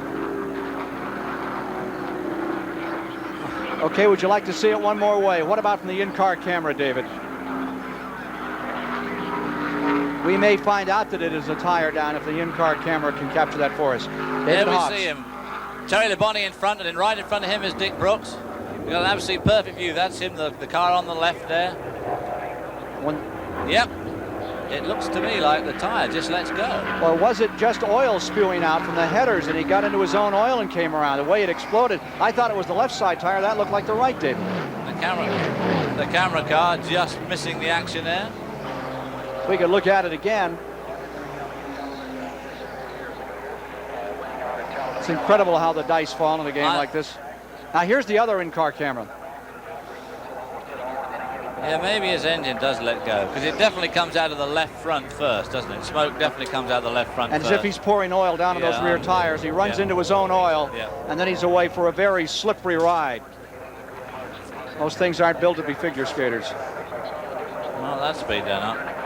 And here comes 47 into him right about now. Well, I don't think you're going to get a better view of a racing accident than that lot. 2 in-car cameras, a blimp, close-up.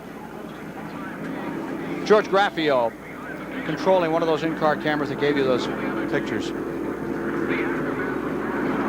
Here is Ned Jarrett with Ron Bouchard. Well, we have Dick Brooks and Ron Bouchard here that was involved in that accident. First, if we can get the accident back up on the screen, Ken, we'll get Brooks since he was the one that appeared to be spinning first. Here he comes, Dick. Can you tell us what happened? Yeah, it blowed up. I don't know what happened. Something broke, and it fluttered. It just fluttered, and then just the rear wheels locked up, and that was the end of it.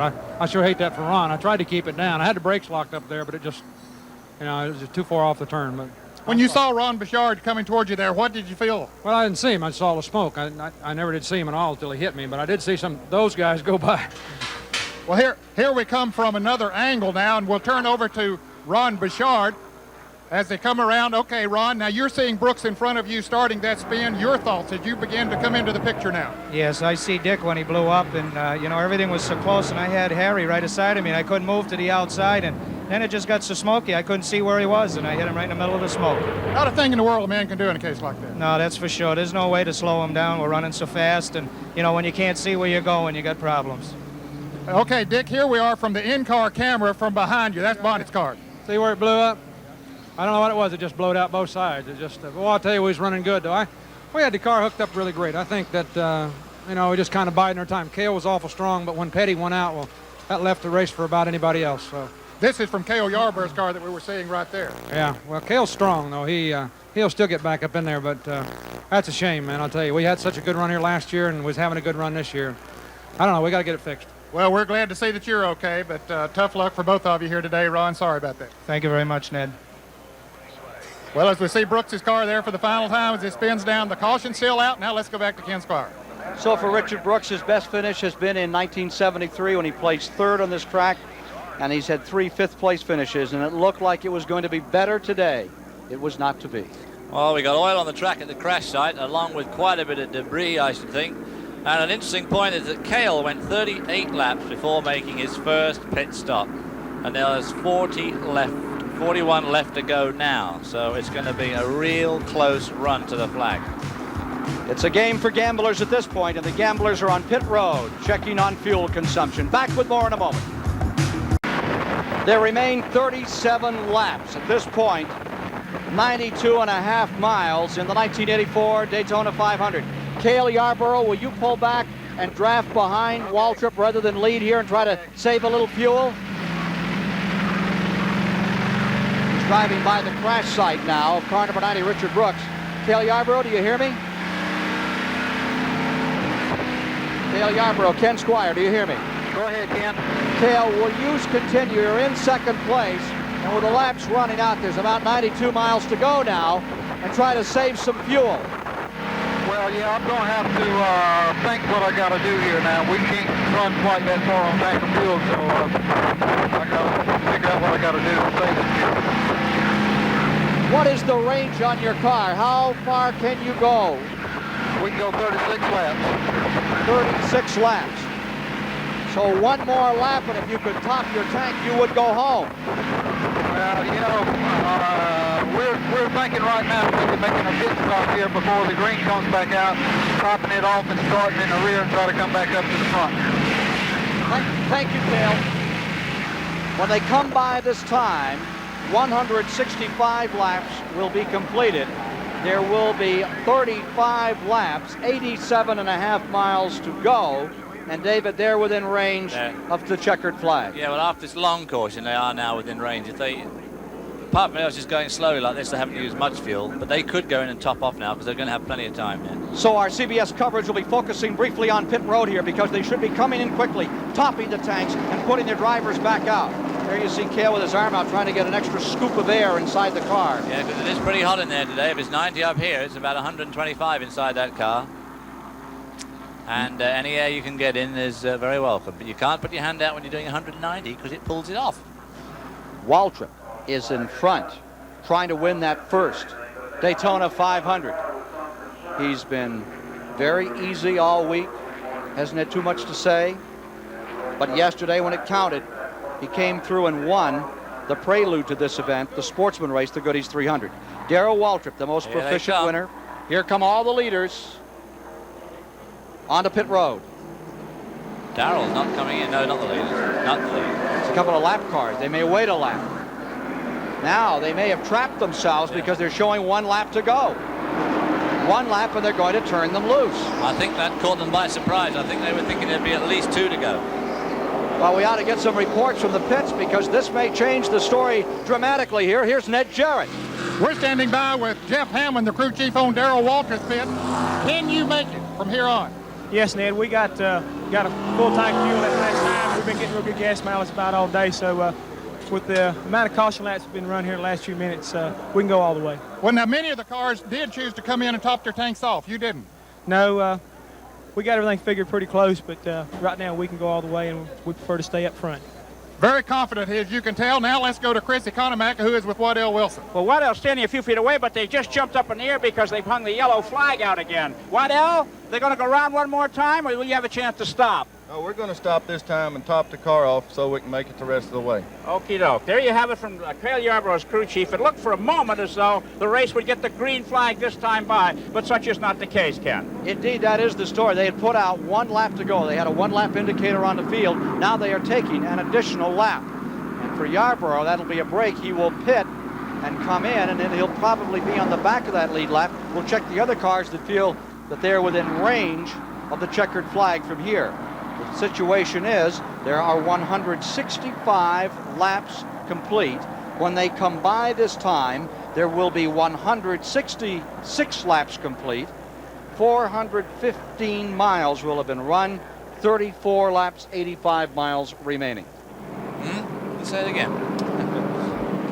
Well, that's a bit of a break for Darrell, but on the other hand, he did in fact do 38 laps on his first stint, not 36, so he probably could have seen this race out. Now what's happening is in turn 4, they are spreading that oil dry, that kitty litter they put down to pick up and the fluids that have been dropped from a car. And we're watching Cale Yarborough come in right behind Ken Reagan. It's number 77 Reagan. You're inside Cale's car. Here's Chris Economaki. Okay, Cale is brought to a stop. It's gas and windshield. We've got a stopwatch on him. They're rocking things. There he goes. 5.59 of a second. 5.6 in round numbers for Cale Yarborough. In and out. Fuel and a windshield cleaning. And that's the last this crew will see of Cale unless they visit him in Victory Lane. Or the garage yard. 166 laps complete. Don't be a downer. 1 lap to green, they're saying. Well, this one has popped the engines on so many leading candidates to win it today. Getting set for a start. Now back on the 150 lap rundown. 90 Richard Brooks is running the tail end of the lead lap, and we had at that time 8 cars in the lead lap. We now have 6 as cars numbered 90 and 47 have been retired. A lap down in the 7th position will be Jeff Bodine. In the 8th position now is Ricky Rudd. In the 9th position, Phil Parsons. And as we get ready to resume, 10th position is David Pearson. 11th position, Ridley. Getting set to go here once again. Bunching the field up. There you see David Pearson, 1976 winner down on the inside. Silver Fox, who's won 105 races, ageless. Quite honestly, the adrenaline and the heartbeat will be more now than it was at the beginning of this race, because this really is it. We're now talking about a 50-lap sprint. 50-mile sprint. 6 cars, all in the fight to win the Daytona 500. The green is out. The leader coming to the line is number 11, Walton. Terry Labonte is second. Neil Bonnet is in third. Running in fourth is Harry Gant. And the Hal Needham team, number 33, has been up all day. The 5th spot, as they go down, I believe, should be number 9, Elliott. Bill Elliott did a chassis adjustment on his car during that last round of pit stops in the caution, and he's been running right there with the lead pack all day. Can he improve on last year's finish, where we saw him come an incredibly close second and maybe even win this race as a last-minute upset? As issue is Cale Yarborough having to fight his way out of lap cars who are blocking just in front of him. Now there's Cale, and right on the inside is a lap car. They go through the speedy dry that's just been laid down for that collision. Bill Elliott is running just in front. Cale tries to dip underneath him as they come out of the tri-oval. Yarborough working Elliott on the inside, and he has it. Just going by him. He closes up on Jeff Bodine. Lap car Bodine directly in front of Yarborough as he continues his assault on the summit here in the Daytona 500. Leaders back straight away. Waltrip, the 11. The blue and white 44, Terry Labonte. Waltrip and Labonte have made a break from the rest of the field. They're getting on for a second and a half in front of third spot. Let's go quickly to Ned Jarrett. Ken, we talked with Jeff Hammond, the crew chief on Waltrip's car a little bit ago. He was confident they could make it. They didn't come in, and one reason they didn't is Darrell's wife, Stevie, is charting the gas mileage here in the pit. And Stevie, if he doesn't make it, it all falls on your shoulders. Is that right? That's the way they've got it figured. If he runs out of gas, they're going to put it all on me, but he's not going to. We're getting excellent gas mileage today. Well, there's further confidence in this pit. Gracious. A lot of pressure there. Lose the race and serve the papers on Monday. Meanwhile, Cale Yarborough is up to fourth spot, having just disposed of Dale Earnhardt. Making ground on car number. What car number is that? That is Harry Gant. Yarborough is now showing the horsepower that Waddell Wilson developed. There he goes by the bandit, Harry Gant. The Waddell Wilson prepared car is flying. On pit road is Neil Bonnet. Bonnet is on pit road. Number 12, Bonnet, comes in. You're with him. Heartbreaker for here. Here's Chris. With the left side tires here, and this whatever chance he had of winning now is out. He just rejects the cold drink, and the crew is working hard. There he goes. Some break for Neil Bonnet, who was in the hunt for the victory. Fine Jr. down here. 170 laps complete. 30 to go. Waltrip is in front. Terry Labonte is in second. Neither man has ever won the Daytona 500. Closing ground. Third place man at the present time is Dale Earnhardt's number 3. But here comes Cale Yarborough out of fourth as we get down to the decision. Live from the Goodyear Blimp Enterprise, these pictures in the waning moments of the 1984 Daytona 500. Cale Yarborough, you're with him. He's come all the way back to second place. There, lying in front of him, Darrell Waltrip. Waltrip has had the most terrible luck in this race. He's never finished better than fifth, and that was in 79. Correction, in 79 he finished on 7 cylinders and was able to come in behind Richard Petty. Other than that, he just hasn't been around very often at the end of these things. But here he is out in front. The Warner Hodgson Junior Johnson car is leading.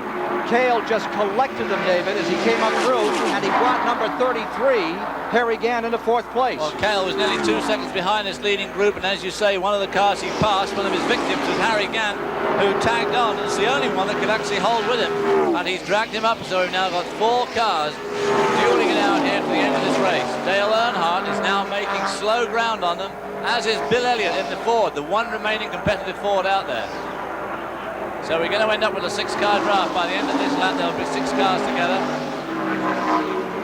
Terry Labonte trying to have a go at Cale Yarborough. Yarborough just prepared to stay in line. Blown engine coming through the tri-oval. The car smoking a lot through the tri-oval, and yellow is out. Caution is out for this car. Buddy Arrington, the Chrysler. Let's go. Neil Bonnet's prayer is answered. Neil Bonnet crossing the line now can put a lap back on the lead group, and he can join in that 6-car draft for the lead. It's going to put Bonnet right back in it. Darrell Waltrip in his 12th Daytona 500. You often wonder if they get these guys, pay these guys to blow these engines at the crucial time. Okay. 67, slowing down. Here's Chris Economaki.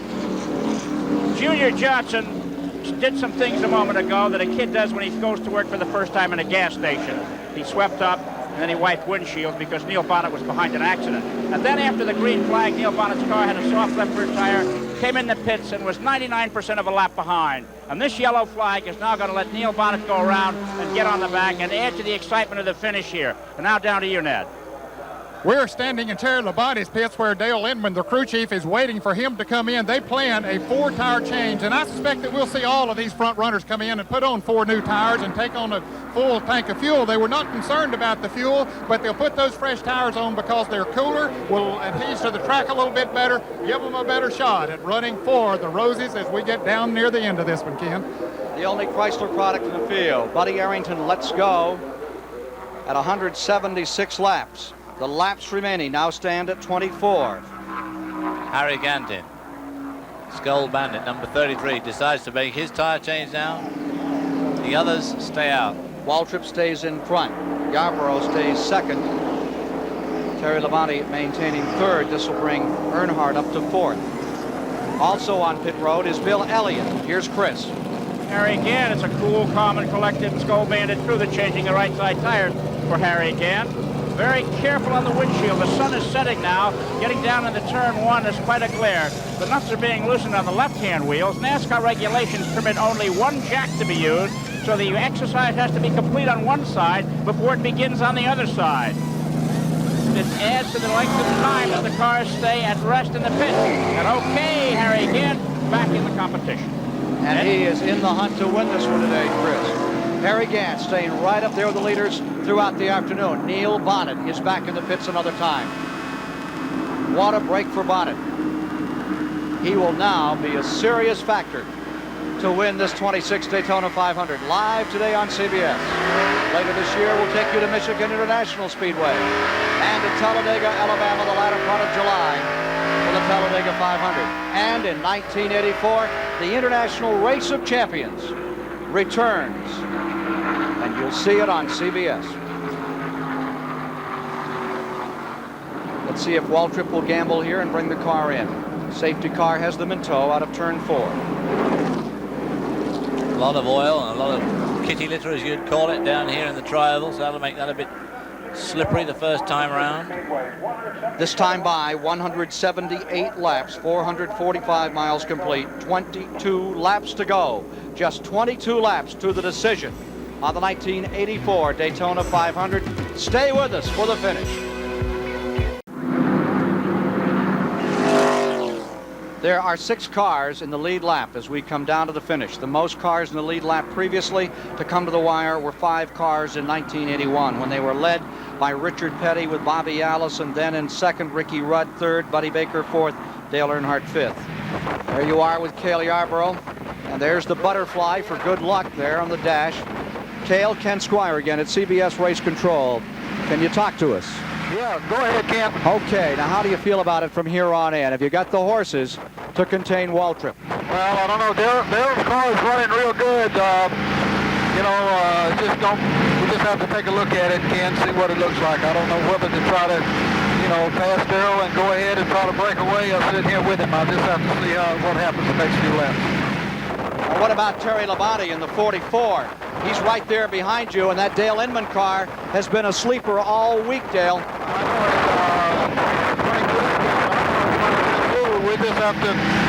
I just have to make a decision here in the next few laps. Well, that's Cale Yarborough currently riding in second place. A year ago here on CBS, you saw him call his shot at this juncture of the race and go on to win the Daytona 500. It's a somewhat different situation this year with so many cars in the lead lap, so many people eligible, good candidates to win it all. So many good cars in the lead lap, too. Here's Ned Jarrett. Ken, we're still standing in Terry Labonte's pits. We're seeing Bob Labonte, who is Terry's father, standing with 2 tires up on pit wall, ready to change those tires. We speculated a moment ago that most of the top drivers would come in and put on 4 new tires. As we see, that didn't happen. It's been sort of a cat and mouse game down here. If Waltrip had come in, or if Cale had come in, then Labonte would have come in. They were prepared. Since they stayed out there, of course, the 44 car, the crew there chose for him to stay out there also, but they're still cocked and ready just in case in one of these laps that one of those decide that they want to dip down pit road and take on those fresh tires. Now, of course, Harry Gant, Neil Bonnet, and Bill Elliott all did come in and put on fresh tires. We'll see what kind of a difference that makes if the others don't come in. 180 laps, 20 laps to go, 50 miles when they come by this time, and there'll be at least one more caution. And the situation is this, not 6, but 7 cars are in the lead lap as Neil Bonnet stays there. Bonnet able to change rubber and get back out. And so as we stand now, number 11, Waltrip is in front, the Tennessee driver. Then comes Cale Yarborough second, Terry Labonte third, Dale Earnhardt is in fourth, Harry Gant is in fifth, Bill Elliott is in sixth, and going seventh is Neil Bonnet. Those are the front 7 cars, all in the lead lap. And the laps, not many left, David. Neil Bonnet, of course, and Bill Elliott could now turn into be real threats, having put on 4 new tires in that last pit stop. That is assuming the tires are right size and everything else that goes with it. What we have here is a clash, as we saw 1 week ago live here on CBS. We have about 50 miles. There'll be at least another lap less than that. Remember that 20-lap sprint, which Neil Bonnet won last Sunday, as you saw it live here on CBS in a dramatic finish. He played that one right. Of course, obviously they didn't change tires or anything, but he could have a distinct advantage starting off. And of course, yesterday in the Sportsman race, we saw Darrell Waltrip pull a win off. And at a pit stop just prior to that, he had changed his tires, and the other 3 drivers had not. Here's Chrissy Conomack.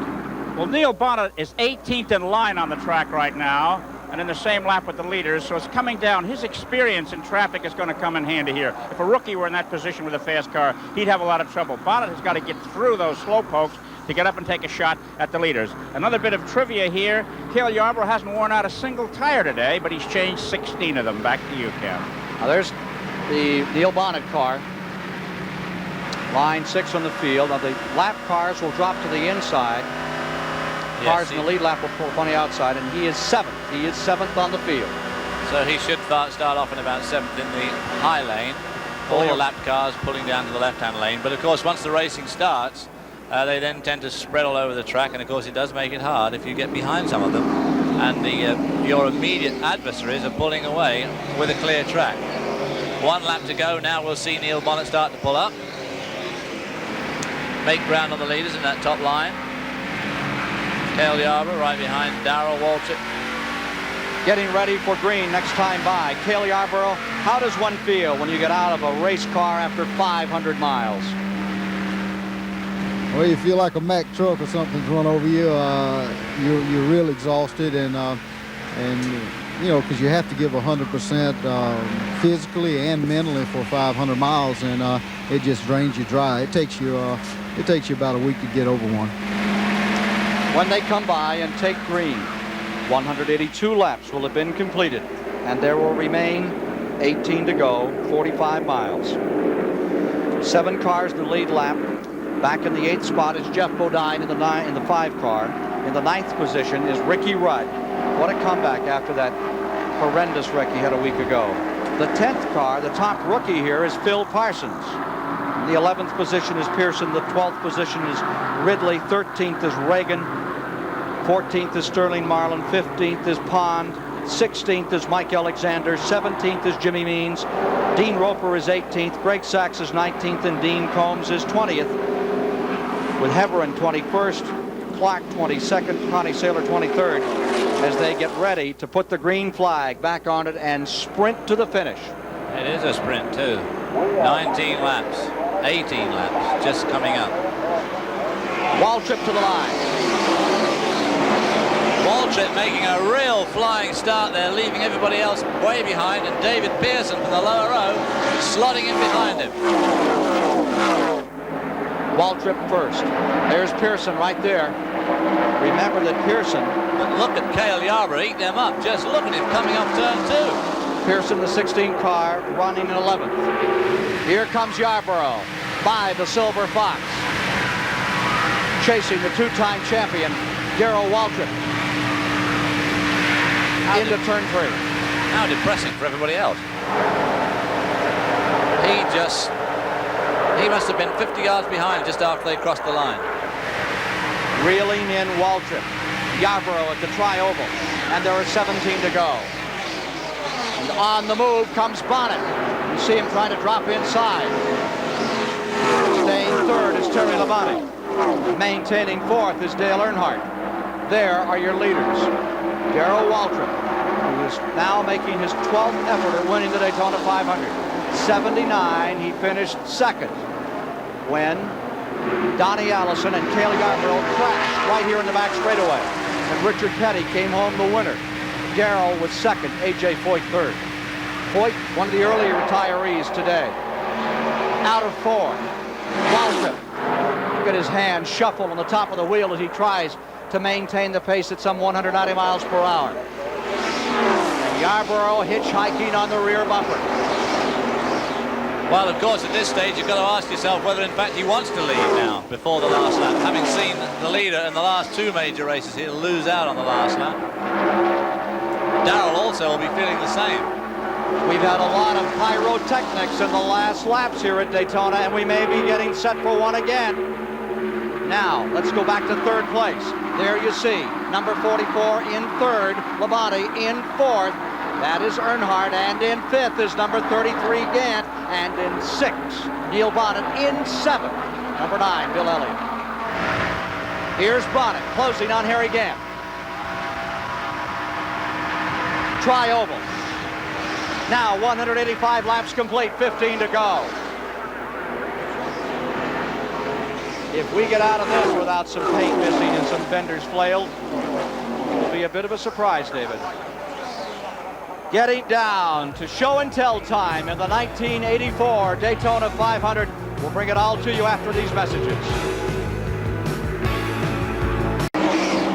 We'll be with you straight through to the checkered flag from here in our CBS live coverage of the 1984 Daytona 500. One change of position. Bonnet has pulled up past Harry Gant. He has gone to fifth. Gant is to sixth. Elliott is in seventh. 7 cars in a bundle. Laps trickling away. Waltrip first. Yarborough second. Terry Labonte stays third. And they're all back together as they come out of turn 4. 7 drivers vying to win the Daytona 500. 7 drivers covered by 0.7 of a second, any one of which could win this race. Cale Yarborough second place, down into turn 1. Probably saving it. Wanting to use Waltrip for a slingshot at the end. They may start getting aggressive here. Waltrip not knowing quite what to do, whether to stay in the lead. He can't back out of it. He might slip to the back of the bunch. Neil Bonnet, who is near the back, he's running in 5th spot. He's going to want to get just a bit nearer the front than this to make it go on the last. Now here to the inside, pulling up 1. That's Earnhardt going to 3rd, pulling up into 4th. Taking a spot. It is Neil Bonnet, and here comes Gant trying, and they get through. And dropping back into the 6th position goes Terry Labonte. Terry Labonte been a little bit wide, going through turns 3 and 4. Neil Bonnet, how do you know where to go in a shootout at the finish line at Daytona? If I come down to the end of the wire, Daytona 500, I can't say, look, I want to possibly do this, I possibly do that. I'm going to have to work off split-second instinct. I'm either going to be the biggest hero you ever saw or the biggest dummy. Down to decision time. Terry Labonte has scraped the wall with number 44. He's falling off the pace. The Dale Inman crew, the Billy Hagan car, number 44, has just touched the wall, and he's down on the apron. No caution. He must have had a problem with his car because he went very wide in turns 3 and 4 the lap before that, so maybe he had a tire going away or something. Now there are 6. Well, that's bad luck on Terry Labonte. It really is. He drives so well, and he just doesn't seem to be able to win one of these big races. When they come by this time, there will be 8 laps to go. $1 million at stake. Here's Terry Labonte on pit road. There's the side of the car that was all scraped on that wall. What a sad moment for the Texan, Terry Labonte, who has driven such a great race today. Something had to be amiss. Yarborough still in second, holding on to Darrell Waltrip. Here is Neil Bonnet, maintaining 4th position. A quick word from Ned Jarrett. They are changing the right side tires, pulling any fender metal away from the tires, Ken, but as you say, this has taken them out of the possibility of winning this race. It would take, well, the leaders are going by now, so they're going a lap down. They got a problem over there, so too bad for Terry Labonte. The Daytona 500 ending in a thundering crescendo among 6 great drivers, 6 great teams. You hate to see anybody lose out of this group, but you'll only remember the winner. Here they are, back straightaway. Yarborough just sitting there. Earnhardt with a Richard Childress car doing a marvelous job in third, and now down to the inside, Harry Gant sneaking a peek at fourth position on Neil Bonnet. If they lock up side by side, those front three could pull away. Here comes Gant. Gant trying the low line there underneath Neil Bonnet, who went around the outside of him there in the same place about 3 laps before. Tucks back in. Yarborough still waiting. Inside pass, outside pass. Going into 3, coming out of 4, coming to the tri-oval. Where will it happen? They love 3.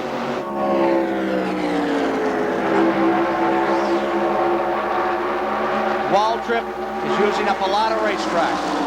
Yarborough, he's sizing things up, deciding where he wants to take that shot. Remember 79 right there. That's where it happened. Cale Yarborough and Donnie Allison crashing, spinning right into the wall right here and setting up a win for Richard Petty. Number 6 in the 500. Out of 4. Well, they may be down in the grass. They may be up on the wall. 194 laps, as you see it, from the Goodyear Blimp Enterprise have now been completed. There are 6 laps to go. 6 great drivers. Each of them confident they can do it. If they didn't have that confidence, they wouldn't be in those chairs. Single file around turn 2 as they swoop down that backstretch. Fastest car on this course. Up to speeds of over 200 mile an hour. Cale Yarborough making a bit of a move on Darrell Waltrip right behind him. Dale Earnhardt coming up. Final thought from Ned Jarrett.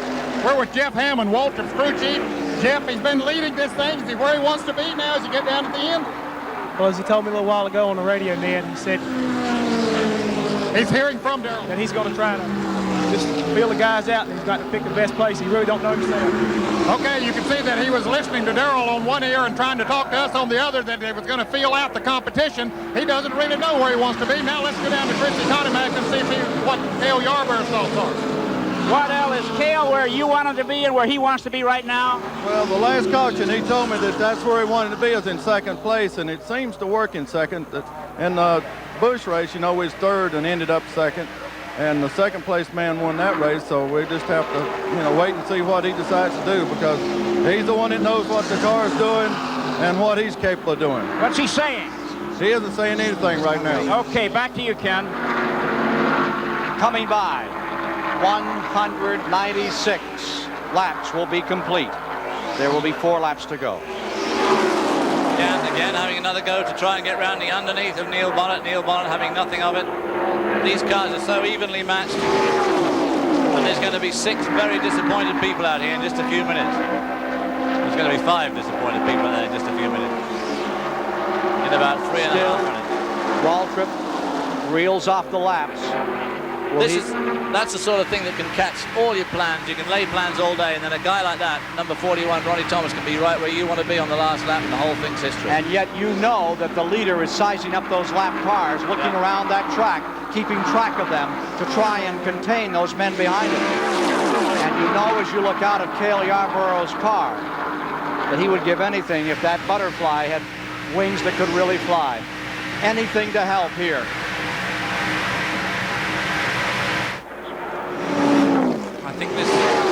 I think the lap car they're about to go around here is probably the last obstacle before the end of the race for them. There is another lap car, but I don't think they'll make it to him. Last lap at 190 miles per hour. Now they've really slowed the pace down. They're at 190. Back straightaway. There's clocked wires, number 17, being passed. The field goes back into 3. Yarborough closes up. Not much of a hole on the inside. If he wants to go, he's got to go around. The pace has gone down mainly because Darrell Waltrip's rather high. Here comes Bonnet. And he can slip back to second spot, I would imagine. Bonnet trying to move through. No, thank you. 4th, Bonnet. 2 to go. 5 miles remaining for $1 million purse. Lion's share. It gets divided among all of them, of course. Here is Yarborough. There is Bonnet, line 4th, right behind Earnhardt, who's had a marvelous day. White flag, next time by. Over 100,000, they say over 130,000 coming to their feet. They sensed this could be the one to remember. It was fantastic in '76 when Pearson won it over Petty. It was great in '79 when Petty came back. Last year, Cale Yarborough with an amazing move in the last lap to set down Baker, and Bill Elliott came home in second place. This is it, the last lap of the Great American Race. Waltrip still deployed first. Yarborough in second. Yarborough edges to the outside. Back straightaway, final time. Down to the inside. The move he loves. Here he comes up to the inside. It is Cale Yarborough taking first as they get into turn number 3, coming for 4. Down to the inside. Here comes Earnhardt. Earnhardt trying for second. Bonnet trying to find a place to run. They're coming to the finish line. At the line, it is Cale Yarborough. He's done it again. Thank you, Lord. Thank you, Lord. Cale Yarborough crossing the line, winning back-to-back as the first man since the late Fireball Roberts to win a Daytona Triple Crown.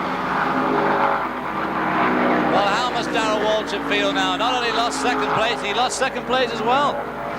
Earnhardt pulled up to congratulate him and wave to him. It's over. A marvelous race.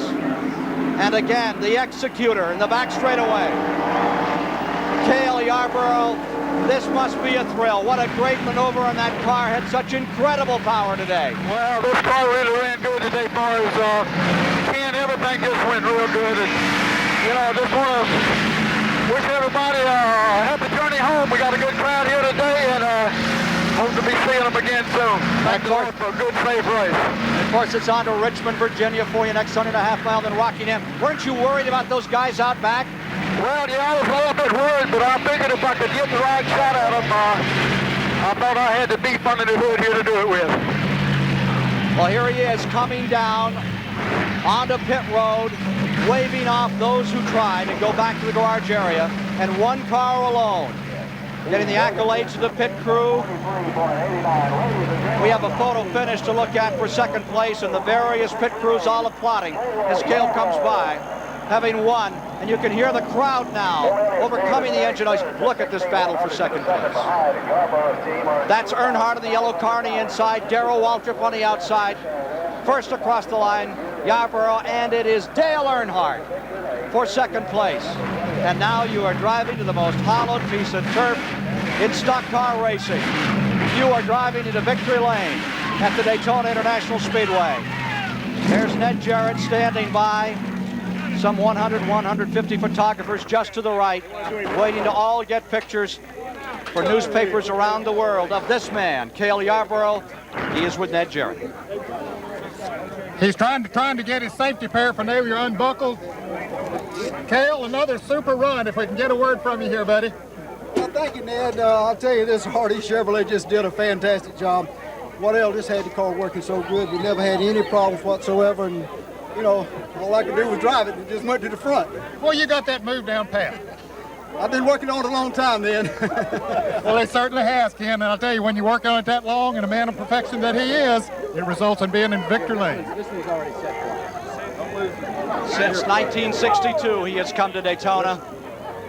Let's look again at the pass for the lead as Cale Yarborough gets out of the saddle after this great victory. Here is the pass that gave him the 26th annual Daytona 500. Darrell Waltrip on the outside.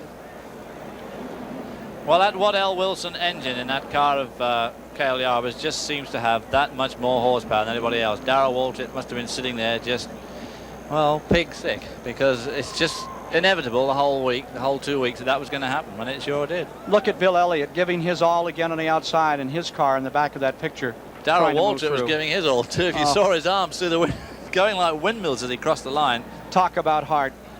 Let's go to Chris Economaki with Darrell Waltrip.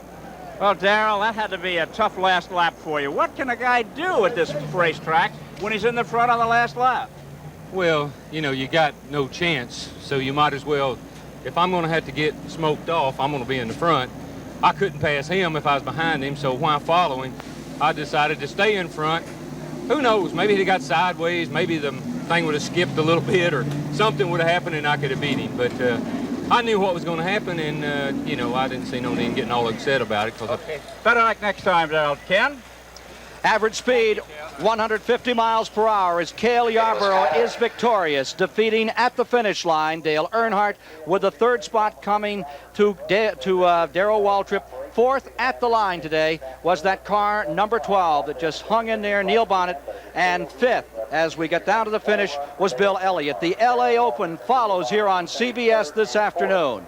For Mike Joy, Chris Economaki, Ned Jarrett, David Hobbs, I'm Ken Squire. That's the story of the 1984 Daytona 500.